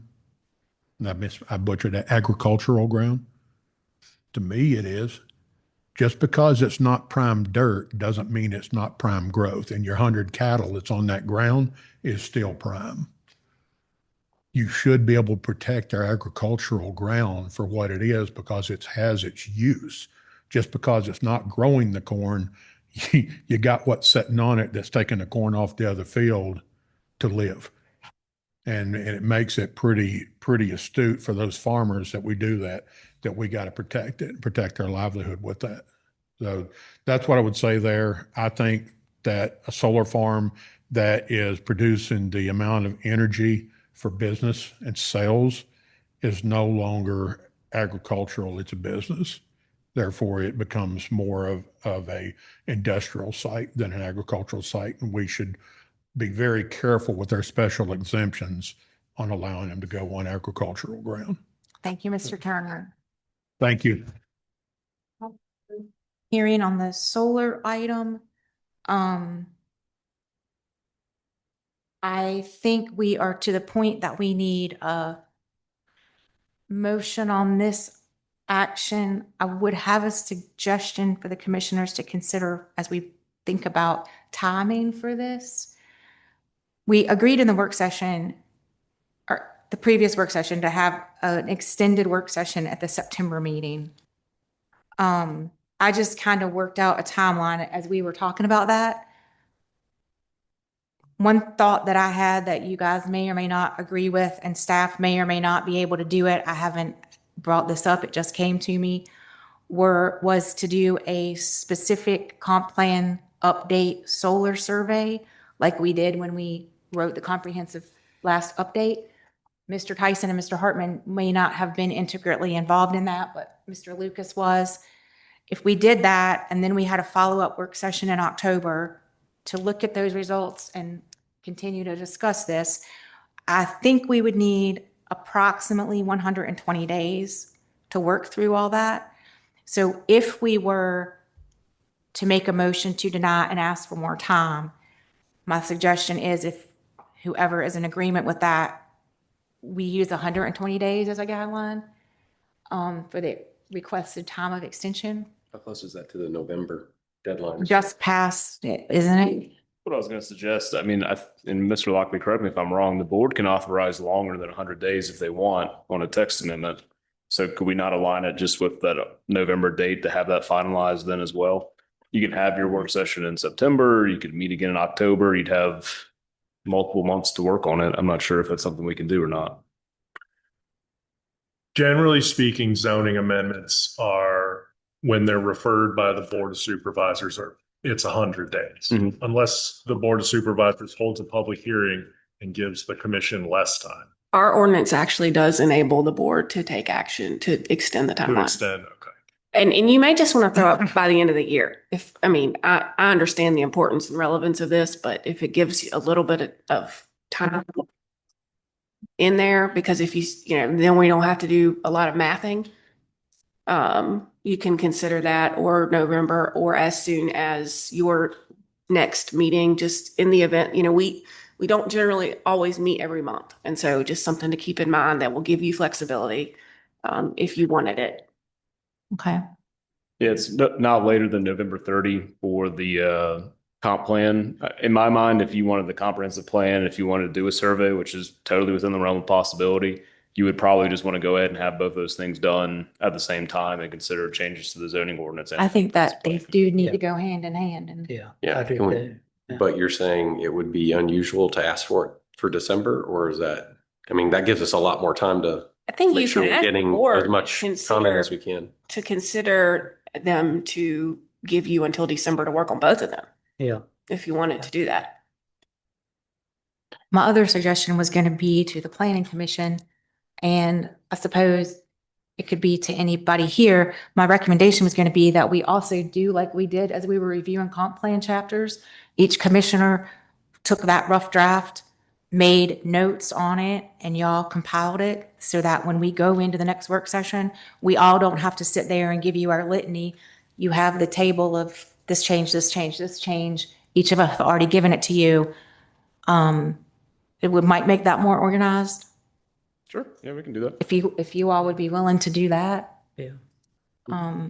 I would like to say something, though. The second solar facility, that special exception permit that came before us, we delayed it for 90 days. Remember that? And what happened in those 90 days? Nothing. They withdrew. Did they not withdraw? Nothing. One withdrew and then one was denied at that joint public hearing. Right. Right, but in that 90-day period that we were supposed to basically utilize to address that, nothing happened. It came before us 90 days later. Sure, and that was totally up to And- the applicant to make any changes. Excuse me? That was totally up to the applicant to make any changes to their facility. I can't force them to make changes to then present to you all. This is the opportunity for you to make these changes You gave and them give you the plenty of time to do it too. I think that 90 days was good to Mark because it gave us time to really think about it. We didn't think about it as a group. We didn't do anything as a group. Not anything on paper, but it sure gave me time to think about it. I was new, you was new on the board. And Okay, so this solar text amendment, 60 days was spent by this, 60 days passed for this consulting firm on this subject. But we're going to now conclude everything on this entire complex matter in how many hours would we have? So, Mr. Tyson, if I may, I think you're missing the point. If I can be so bold, it sounds like you all are willing to deny this to give yourself more time. We were given 100 days. We can't very well consult everybody that lives in Botetourt County, the four of you, anybody that has an interest in a solar facility, and then present something to you in 100 days. This is about as good as it's going to get in 100 days. That's why we went with a consultant who knows the state code to provide changes to this ordinance. Yes, but if you came to the commission and said, hey, this might be a good way to do it. Why don't you let us bring in Because I'm not sitting around looking for just solar. Do you misinterpret what our job is? Do you not realize that we're doing reviews and answering phone calls and I doing know your public job is hearing very on them? important and you got a lot of important Yeah, issues on yeah. your docket and all of that. But we're dealing one issue here that's Sure, and I'm transformative for giving the you entire opportunity county. to have more time to consider this issue. You keep trying to say that this is going to happen in 10 minutes. That's not what's happening. Everybody up here wants to give you specifically more time. Why are you trying to throw it back in our faces? I am trying to understand after today's meeting, what's going to happen, what's going to allow us to basically work on this. It seems like nothing will happen until we get together next month in a work session. No, that's not, And- hold up, time out. That's not what I said. If between now and September, all of us individually review this and make our comments and submit them to staff, if you want them to come through me, I can submit them to staff. It doesn't matter. Make your individual comments, submit it to staff. They're going to compile an entire document of all those comments, just like we did when we reviewed the comprehensive plan. That's going to happen in the next 30 days. So the faster you get your comments to staff, the more they can compile them for us. Then at that work session, we'll figure out what we want to do. Perhaps we will solicit a public input by survey. Maybe we will do it another way. Then we will plan a work session in October. Perhaps we will be to a point we can finalize something. Perhaps we won't. But to Mr. Lucas's point, if we do ask for the end of the year, that gives us flexibility. Instead of I was trying to pigeonhole us into 120 days, say to the end of the year, it gives us a lot more flexibility. And we're already setting aside an entire meeting in September to have this compiled, what we each have, and go over it, and we can discuss each one of these items. Most of the comments that we're hearing, we're all in agreement with. We don't, I mean, that's why staff talked to the Berkeley group and said, make it as strict as you can, because we did give them that guidance as a group and said, we don't want it to be haphazard and go anywhere. We're all in favor of not having our county covered with solar power panels. I mean, but is there a place for them, and how do you do it? And if the state is now making us do certain requirements, we do have to change our code to make that match. That's not an option. You have to do it. Now, that's why we suggested changing the code colors to this has to be done. If it's a has to be done, it has to be done. I don't like some of the has to be done. I didn't vote for that bill, but it has been voted on, and we have to change our code and make it match up with state code. It is what it is. There's a lot of other things that we can talk about as far as how to improve this to make it more stringent, if that's our preference. And that is certainly mine. But again, we need to start from somewhere. And I don't know that I could have gone through every inch of this code like that group did and give me these specific details to, one, change the code to match up with what it's supposed to legally do, and two, add some very good insight and some good planning, I think, in here. But we can make it better if we take the time to look at it. Madam Chair, may I provide a little bit of context and clarification because it might be valid for the folks who are new on the Planning Commission as well as some of the folks in the audience to understand. The way that we are going about this text amendment is not typical. It is not how we normally do things. It is not how I would have wanted to do things. I haven't seen the draft amendments that were presented to the Board of Supervisors. It did not come through the Planning Commission by way of a formal file through staff, the way text amendments are typically filed. Attorneys talk to attorneys. Planners talk to planners. Planners hope to talk to citizens. So there is information that we did not have to be able to share it with you. So I just want you to know that what we did was take the best information that we had. We also took what we got, everything from the board packet, and sent to the Berkeley group. Another point of clarification, there must be multiple Berkeley groups out there because the one that we are using does not advocate for solar. They are purely work with public bodies and local governments. So I would like to get the folks who have that information to help me understand what we're seeing. I want to clarify that misconception if that is existing. And if there is a problem, then we want to get to the bottom of it for sure. We want to be able to provide the opportunity for Mr. Williamson or, anybody in the audience or any of you all to work with us the way that we would like you all to come and we can set up 2x2 meetings. We can work with the Berkeley group to help make this process the way that you want it to be so that at the end of the day, you get the best ordinance that you all feel comfortable recommending that the board can then ultimately, make a decision on. And we're here for that. But we are, as Mr. McCoy, has spoken, responsible for hundreds of things that we do day to day. And so using a group that we already have on retainer, that we already consult with, that we already contract with, was the only way we were going to be able to get anything to you all within that 100-day timeline at all. And so we really were hoping that we were doing the best thing at the time. And I wanted you all to understand how we got here. But it is very different from how we've ever gotten here before. And if there's an opportunity for us to get back to the public process, to start to have these conversations, have the folks who have reached out and communicated with others also communicate with us, help you get that information, utilize the Berkeley group as a tool to do that. I think that might go a long way to get to the end. And again, not something that we could have done in 100 days for sure. Thank you for that. I will now entertain a motion on this package. And I could make the motion that we deny the current. It's up there now. Oh, thank you. Let's see. I move that the text amendments to the Botetourt County zoning ordinance be forwarded to the Board of Supervisors with a recommendation of denial. Based on zoning ordinance Article 5, Division 6, the following items have not been satisfied, and that is that we didn't have enough time. We were asking for a extension of our decision to also potentially extend the review of the comprehensive plan section as well and make that before the end of the year as opposed to the November 30th deadline. Thank you. Is there a second? I second it. Second by Mr. Hartman. All in favor say aye. Aye. Opposed? Motion carries unanimously. Next item is a comment from Ms. Beasley because she's been wrapped up in a blanket all night and I too am freezing. So.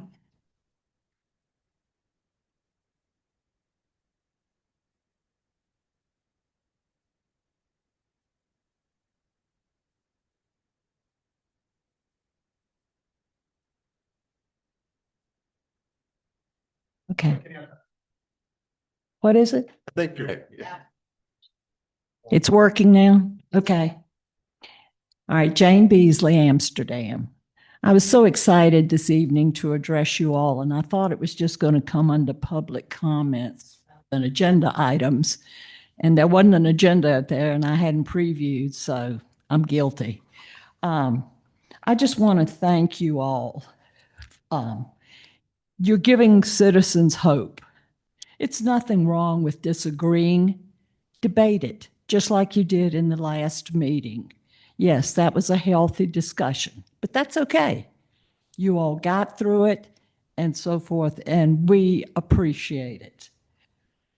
I find it appalling what Mark, so basically what I said tonight and go on complimenting you is out of the window.